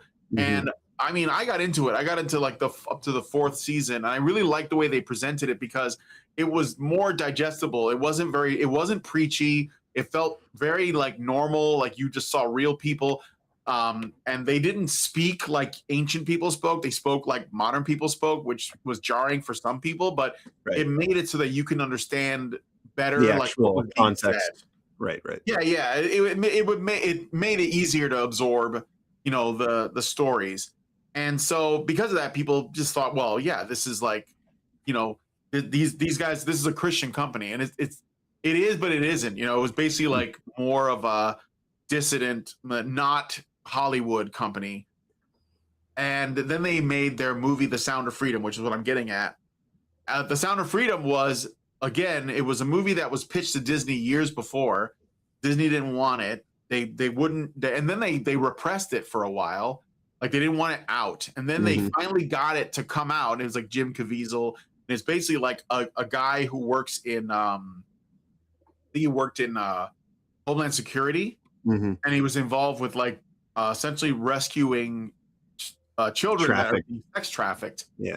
And it was a big sex trafficking movie, and the studios didn't want it out, and then when they finally managed to get it to come out, Angel Studios took it on. They said they were going to release it, and remember how the media treated that movie? They called it like a conspiracy movie, a QAnon movie. They were shitting on it. There were even like incidences. Dog whistle. Yeah, they were calling it a dog whistle. It wasn't just that though. There were incidents of the film being like, that people would like pull the they would like cut the power in the theater so you couldn't watch it. Like there were people in the theater preventing people from watching the movie. Right. I eventually did go watch it with my wife just because of all the controversy. I want to see what the big deal is. And it was just like, it was a decent movie. There was nothing crazy, and it wasn't like I mean, there is like a bit where they explain like this is how many children are trafficked all the time and all of that. And we know that happens, but it's wild because at the time the borders were open. Like we were, it was like a hard time in the country because of that. And so I thought, oh, this is a really important movie, and Angel Studios were the only ones that were going to basically distribute it. But then Angel Studios got big enough that they went public, and I think that's what changed. Right. When Angel Studios went public, and then they had stockholders and stuff, then it changed the way that they decide what gets made and what doesn't. Yeah. As they say, intention is everything, because whatever your intentions are, that's what you'll manifest around. And so if you intend to do good work, then you'll generally manifest, things that are abundant to those goals. But if your intention is to profiteer and just be part of, the status quo, then you'll start doing the things that they do. And, it's just, you have two paths and you can only take one of them. They chose profiteering. Yep. And well, yeah, they chose to so like what happened is this movie was, they got the rights to make it. And I guess Angel Studios, they decided to go for it. And what I think, like at this point, so here's what's happened, okay? Andy Serkis makes the movie. They probably thought, I have a feeling that Angel Studios didn't know, like the council, whoever it is that like decides whether to green light, the distribution of a film or not. They went with it because I think they thought it was going to be faithful to the book. Right. Because if you remember, they made an animated film based on Animal Farm that came out in the 50s. I've got it. Yeah. It came out in the 50s, and it was made because we were in the Cold War. And it was essentially a reminder. Yeah, it was a reminder. It came out during the Cold War on purpose for Americans to watch, even though the book is written by Orwell's English. And the purpose of it was a warning to Americans, just like a lot of other things that were coming out in the Cold War. You guys remember the original Invasion of the Body Snatchers is an anti-communist movie. Right. And that's okay with me. I want all the anti-communist movies. I give them. I can't put it in my veins directly, But I guess the Angel Studios people did not watch the film, which they should have. Right. They didn't watch the film. They just greenlit it, and they presume maybe because Andy Serkis was like worked on Lord of the Rings, and they thought Lord of the Rings was pretty faithful, which it was for the most part. That maybe this would be faithful. And it turned out to not be. In fact, Andy Serkis, in an interview, explained why he made these changes. When he acquired the rights, the Orwell estate's only condition, this is what the Orwell estate said, their only real condition was that he not diverge too far from what the book is about. Right. Whoops. And they haven't. The Orwell estate has been silent ever since the film came out. Angel Studios has been silent, like the people who work there. Only Serkis. In interviews, Serkis said, well, we're living in such a difficult time with no hope. I don't know where he gets that from. So he didn't want to leave kids with the book's total despair. He wanted to give the next generation a sense that they can still fight back and that history doesn't have to endlessly repeat itself in the same way. So what I suspect is this. First of all, when Angel Studios went public, you have like different interest groups getting involved. You know, when everyone can, because before, this is the thing about like, I've talked on the channel about shareholder capitalism, right? What is described as shareholder capitalism? Shareholder capitalism is what we call corporations. You know, everyone buys a share or shares, and so it's like they own a piece of the company. It's kind of a collective bargaining, but it doesn't allow them to bargain with it because generally, you know, if you buy a share or some shares in like Ford or something, you can't really tell Ford like what to make in terms of cars unless you own like enough of them. Right. It's Like still, a big you know, stake where yeah. you act. Well, Yeah. the stakeholder, that's the I was going to Yeah, get there. yeah, yeah. I've talked about stakeholder Yeah, yeah. capitalism. And how stakeholder capitalism is basically like, you know, oh, we're going to try to use the company in a moral way because we all have a stake in the company. It's Right, right. basically just like straight up, Ideologically shaping how it yeah, it's operates. straight up commie shit. Yeah. But the problem with shareholder capitalism is that, or what they could describe as shareholder capitalism or corporatism, is that there could be activist people who are involved in purchasing or who own part of the company. So this is the problem with it, and I think that that's what we're looking at in terms of what may have happened. So first of all, you have the people that should have watched the film and they didn't. For some reason, they blindly like accepted that Andy Serkis was not going to like diverge too much from the original story. They got caught up. He bought it from the Orwell estate under the assumption that he wouldn't do that. So I think that it seems to me that Andy Serkis is the one that broke the agreement when he changed the story from what the Orwell estate said. Right. And Angel Studios made the fatal mistake of trusting. Right, without any oversight, they just kind of them. went along with it, and then at this point in time, it's already made.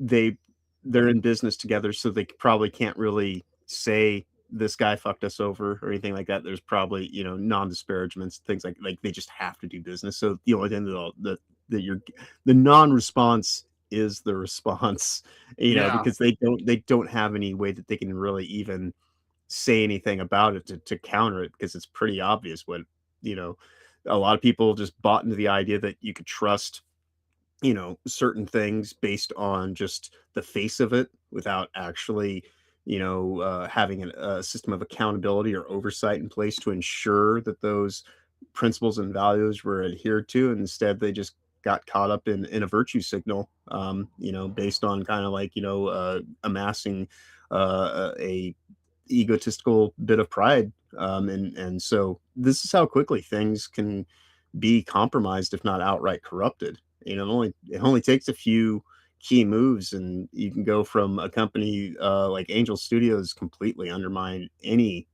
of the goodwill and everything that they've built up. Their entire reputation is completely undermined because of this this maneuver. You know, for the people that actually matters to, which is ultimately the customers, the people that would go watch this and actually support them, you know. And honestly, you know, Seth Rogen's probably laughing his ass off harder than anybody because he managed to get, in some ways, like these chuds to own themselves because they just didn't actually take the time to pay attention to what they were even signing on for. So it's a shit show. Yeah, and Angel Studios did respond to the criticism. They basically mainly apparently engaged in deflection and focus on audience voting, response, and sarcasm meme. So firstly, they repeatedly stress that they are only the distributor, not the producer or creative force behind the film. They have no creative control. They also highlight that their Angel Guild, which is the crowdfunding audience, watched the film and voted heavily in favor of it. So the audience are stupid, I guess, the people who watched it. They launched a page on their site titled something like "Your opinion is wrong." They playfully but pointedly mock critics using Animal Farm pig-themed language. Quote, "I have personally reviewed your feedback. It is wrong. Every scene was reviewed by the pigs and found to be correct and good." and categorizing complaints as error_incorrect_feeling.exe. Many viewers saw this as tone deaf or attacking fans. So they're basically trying to like say, oh, the pigs have decided you're wrong, which is like in line with, I guess, like the pigs narratively in the story that would shut down conversation in Orwell's version of the story, by the way. And then Andy Serkis, obviously, Angel has promoted clips and interviews where Serkis says he welcomes the backlash because it sparks debate, exactly what Orwell would have wanted. That's what Andy Serkis claims, by the way. Except that Orwell would say, "You didn't make my movie. You didn't tell my story. You told a different story. You bastardized it." Right.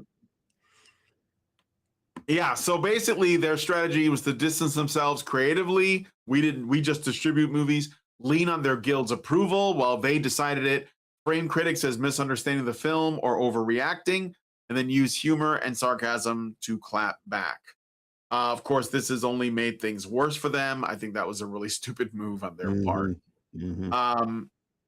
So yeah, they dropped the ball hard on this one, and it's too bad. But like, you know what? They deserve it, I guess. I don't think this is gonna make a lot of money anyway. Yeah, no. Somebody went to I think it was a real life fake wizard, went to the theater, and he took a picture, and there was like nobody there. So I don't think it's gonna make a lot of money anyway. I think that they made a mistake, and I think the best thing to do is to own it and just be like, oh yeah, we fucked up. So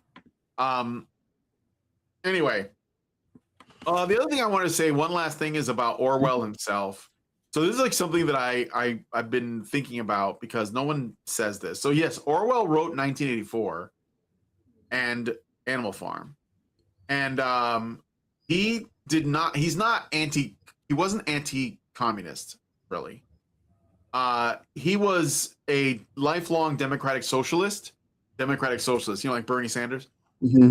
So his issues were that he saw capitalism as a system that inevitably leads to mass unemployment, dole queues, ruthless competition for markets, and war. He believed free competition always ends up creating monopolies and an irresponsible form of tyranny that was often worse than state control. In a 1944 review of Hayek's The Road to Serfdom, he wrote that capitalism leads to dole queues, the scramble for markets, and war. He was also fiercely anti-imperialist. His time as a colonial police officer in Burma turned him against the British Empire. He saw it as a cruel, hypocritical system that corrupted both the rulers and the ruled. That's a big theme in his early novel Burmese Days and essays like Shooting an Elephant. So he saw fascism as a more brutal version of capitalism that emerged when the system was threatened.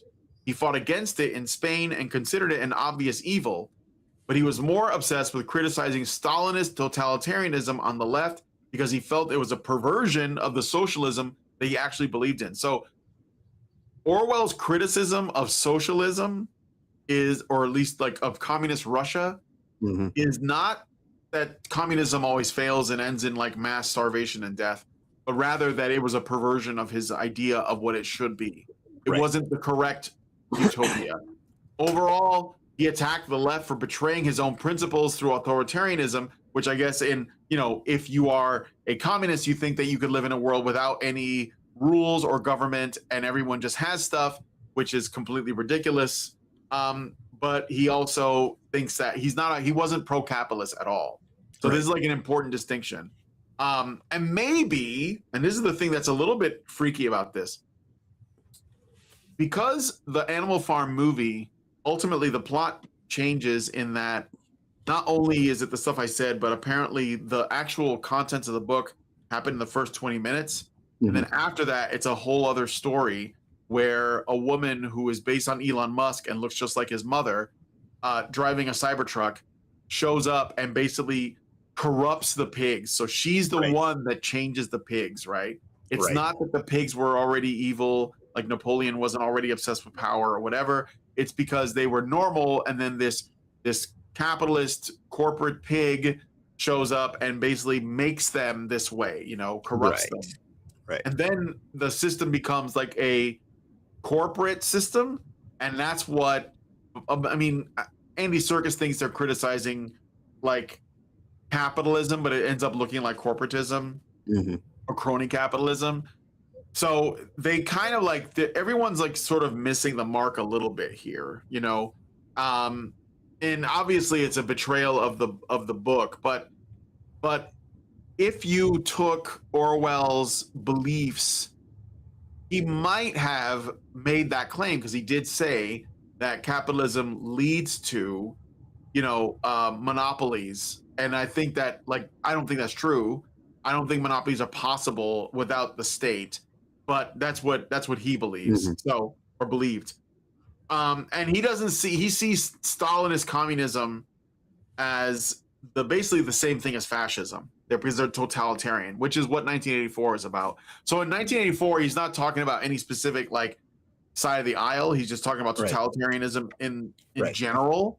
But yeah, so yeah, authoritarianism can wear many banners. It can have many different labels, but it's still the same. But it's boot on pretending the to be different things, but it's the same thing. It's totalitarianism. How you place it. So and I don't think Orwell is ready to accept that reality. So. Maybe it's because he was an atheist, so I don't know. But let me know what you guys think about that one in the comments. Let me see what you guys are saying, and then we have one piece of cake. So Norwegian says, I would lose no sleep if this studio went under. Yeah. Then he says, Mormons believe Jesus is a space alien and not one with the Father and the Holy Spirit. I mean, I grew up in a Mormon household church. Yeah, some of that. I mean, that's a whole ball of works. But do you think that I don't really know much about Mormonism. I've known some Mormons, like some LDS people, and they're pretty nice. Yeah. Do you remember that South Park episode where Dum? Yeah. I never watched it, but I know that it was sprinkled throughout with like, oh yes, they actually believe this as like a thing. Yeah. Do you think that it was pretty true to that actually, there's a lot in that episode. You know, Mormonism, you know, LDS is they prefer to be called these days, Latter-day Saints church. You know, it's like anything. There's a lot of people that, you know, just they want fellowship and community, and they're just decent, upstanding people. But then, you know, it's like there's a left-hand path for everything, you know, it seems. So there definitely is some weird kind of stuff that happens under that banner, the fundamentalist Mormons with their sister wives and all the kind of weird crazy shit. Like there's more than enough strangeness that goes into it.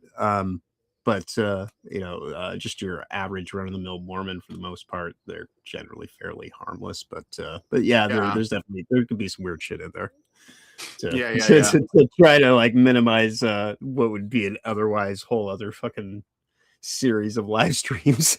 No, it's okay. I was just, I mean, maybe we could do a series, and I'm okay with talking about it, but okay. So I was just curious about your thoughts. So then Dean Domino says, Seth Rogen, this is going after the people who bring me my child slaves, referring to the Sound of Freedom. Yeah, right. I'm telling you, man, I would not mess with that guy. Zarek says the love of money is the root of all. Graph go up. Yeah, stakeholder Jesus. Norwegian says it's wild that a studio that started out with Christian values turned into a subversive one. Well, I think that they started off one way, and maybe they were just looking at the writing on the wall, and they were like, well, this is a vacancy. There's like a market here that no one's capitalizing on. Let's capitalize on it. And it was probably a smart move. You know, seduction happens like every other business. Seduction's a very crazy thing, because like a lot of people think seduction's like, you know, sexy, you know, a woman trying to, like, you know, that's a distraction. When magic is happening, the distraction is the thing that captures your attention. The seduction is the shit that goes unnoticed. And so it's not hard to seduce. You know, look at what they're trying to do with Expedition 33. The Sandfall Studios, you know, is committed to actually maintaining some semblance of autonomy and actually doing things that they want to do, because, you know, the game industry is all too ready to invite them in with open arms and start working on them to get them to be just more of the same status quo bullshit. So yeah, that's seduction. It's hard to see, and that's the whole point of it. It's supposed to be subtle, and it's like it's like when Anakin gets seduced by the dark side of the Force, or it's just the way these things work. There's a quick way, Mhm. and there is a way that is more rewarding through the experience. But a lot of people, they just want shit now. I want success. I want power. I want this. I want that. So it can turn, very quickly. Yep. Okay. Let's see. Because the ideal state represents a monopoly on the use of force. Yes, that's what the state is, where it seeks to be. The monopoly that enables all others. Look up the teachings of the founder of Mormonism, Norwegian says. The people are nice, the religion is wacky. Tolkien illustrated seduction really well with the One Ring. Oh, yeah. Yeah, it's a good point. All right. Well, thanks, guys, for the comments. And now we're going to get into our last story. It's a short one. It's basically about a game that is coming out or out. I think it's out. And it's called Aphelion. Aphelion is a new science fiction action adventure game from Don't Nod. That's the same studio that gave us Life is Strange. And what's that one? Oh, shit. Bloom and Rage? Yes, the Bloom and Rage. Yes, yes. It The follows Sisterhood of the astronauts. Traveling the Witch Pants. Yes. Yes, the Bloom and Rage. Some people say, "Oh, Life is Strange was good." I'm sorry, I wasn't into that. Like, I never played it, so maybe I don't know what I'm talking about. But those story games like that, I think those are the problem. And I'm not saying they shouldn't exist, but I don't think we should necessarily. We should definitely be looking at what's going on under the hood there before we celebrate them. Right. All right. Aphelion is, a new science fiction adventure game from Don't Nod, the studio behind Life is Strange and that Bloom and Rage game. It follows two astronauts who crash on a frozen alien planet and have to survive while being hunted by a mysterious creature. The game launched just a few days ago on April 28th.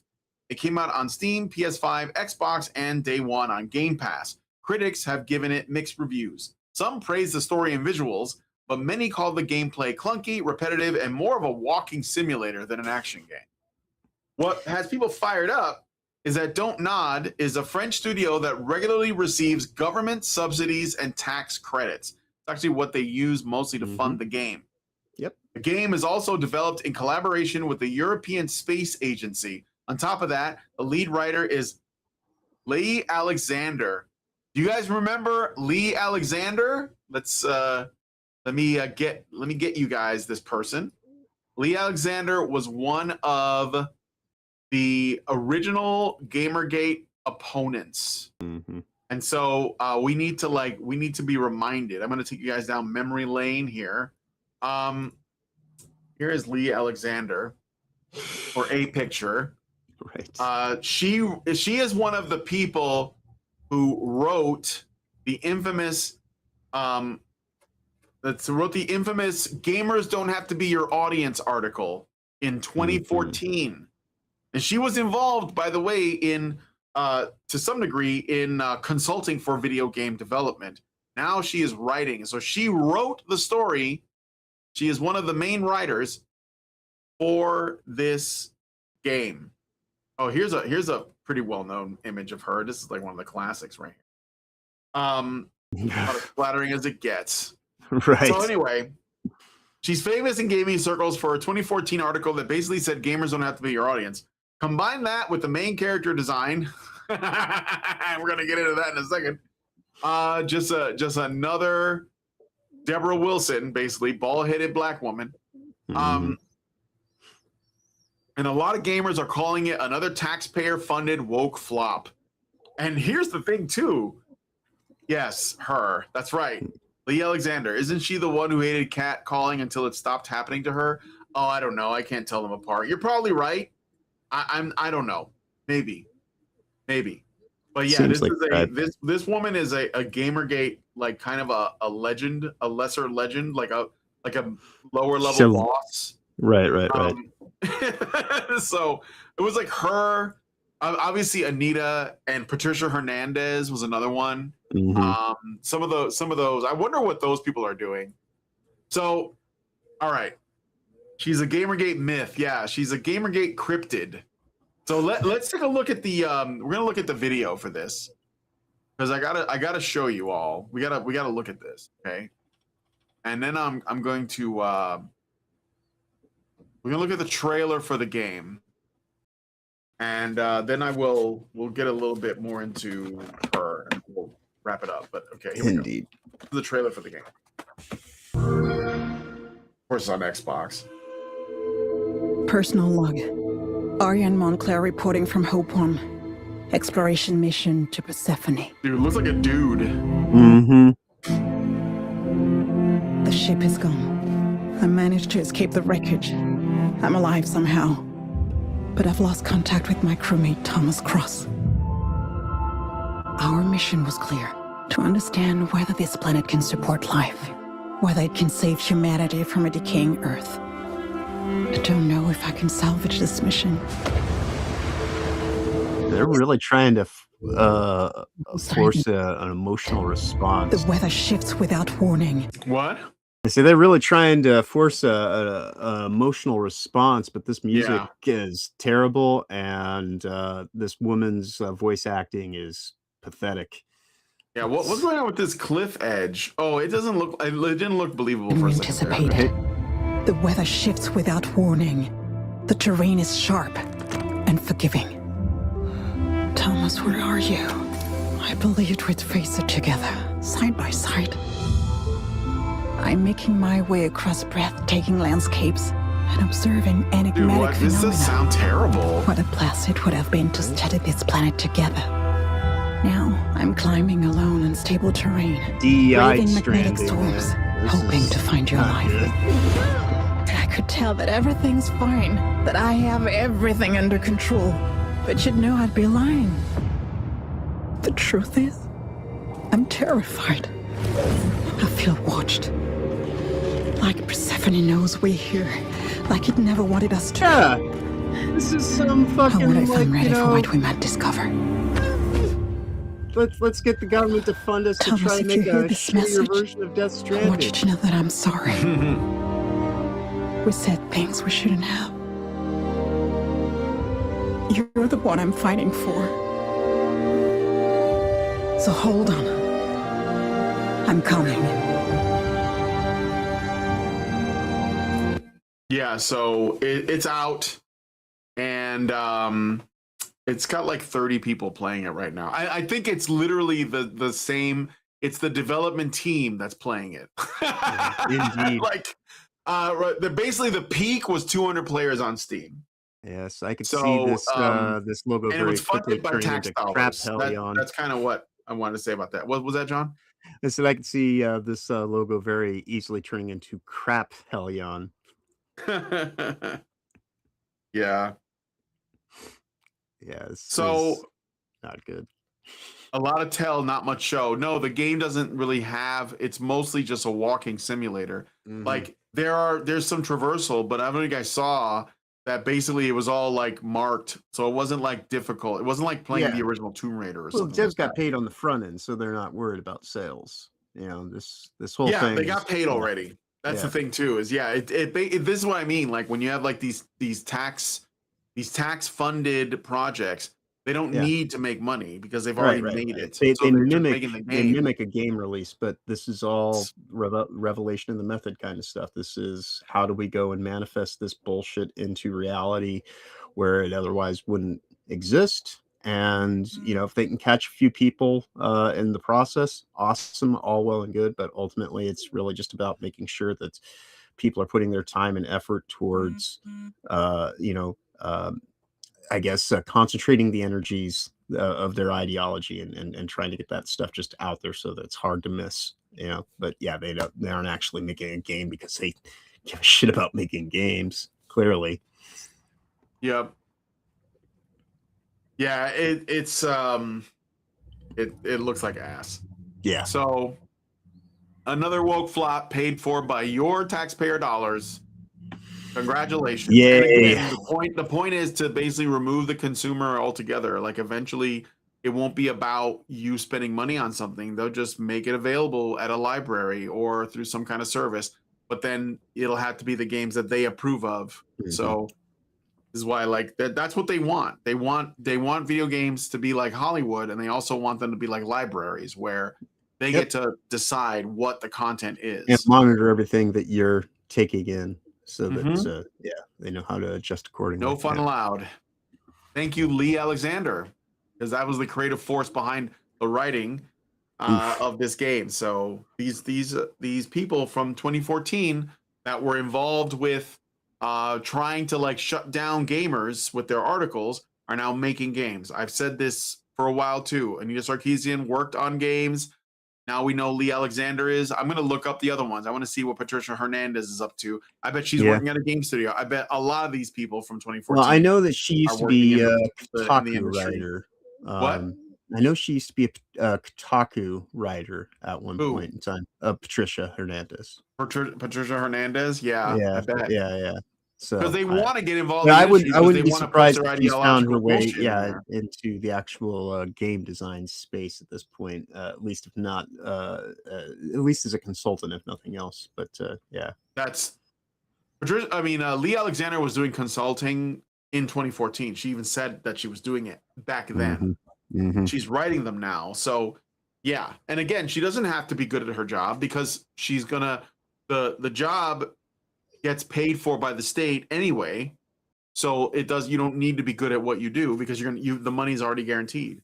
So all right, anyway, that was our shit fest.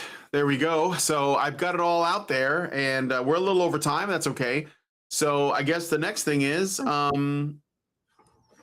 John, what do you got going on this week? Well, Toasty wasn't feeling all that great last night, so we suspended the Friday panel to this evening. So tonight around 8 p.m. Eastern, we'll be hanging out over on her channel. Tomorrow, of course, you can always find me there with her at 8 p.m. Eastern throughout the week, scheduled Sundays, Tuesdays, Thursdays, and Fridays. And then tomorrow at 11 a.m., we are doing a review of Hot Fuzz over on Will's channel. And of course, I'm there throughout the week at 11 a.m. Sundays, Tuesdays, Thursdays. Toasty joins in quite often, but I'm always there with Rhoda and Will those days of the week. And of course, we're here doing this on Saturdays. And I think, given that we had the last 2 weeks off, I think we did pretty well for getting all caught up within appropriate halo of time today, keeping it in pace. But I do want to thank everybody for going out of their way to hang out with us today. We do appreciate, all the likes, shares, follows, the reposts, all the various ways, even if you're just here lurking and hanging out and being, a viewer. We appreciate all the support, however it comes. But of course, with that all said, y'all have a wonderful weekend going forward. Of course, safe travels ahead. Be awesome as always. And we'll see you again next week. Yeah. All right. And if you guys like this video, please hit like, subscribe if you're not already subscribed. Hit the bell for notifications. Leave me a comment. Let me know what you guys think about what we talked about on the show today. I know it was a lot of ground to cover, but I had to leave some things out too. But we'll get back on track. So, and share the video because sharing is caring. Thanks, guys, so much for coming on this episode of The Week in Culture. And we will talk to you guys in the next one. Long live Vivian. With the glass ceiling broken, all the oppressed groups shall prosper, especially the most oppressed group of all, gamers. I want people in the industry to be a little bit louder about people being mean to other people. And maybe say it's not a good thing. Yeah. Maybe say, we don't want you around if you're going to be a cunt. Yeah. And hateful. And that the games industry is diverse naturally. Not because anyone's making them be diverse. Because the world is diverse, you stupid motherfucker. And if you have a problem with that, come fight me. Physically. Bitch. Has anyone taken you up on that yet? No, because they're all pussies. Yep. Down here, salt is a way of life. Obviously, the environment down here is all salt. The ceiling's salt, the floor is salt, the walls are salt, and to an extent, the air is salt. And you breathe that in, and you can constantly taste the salt.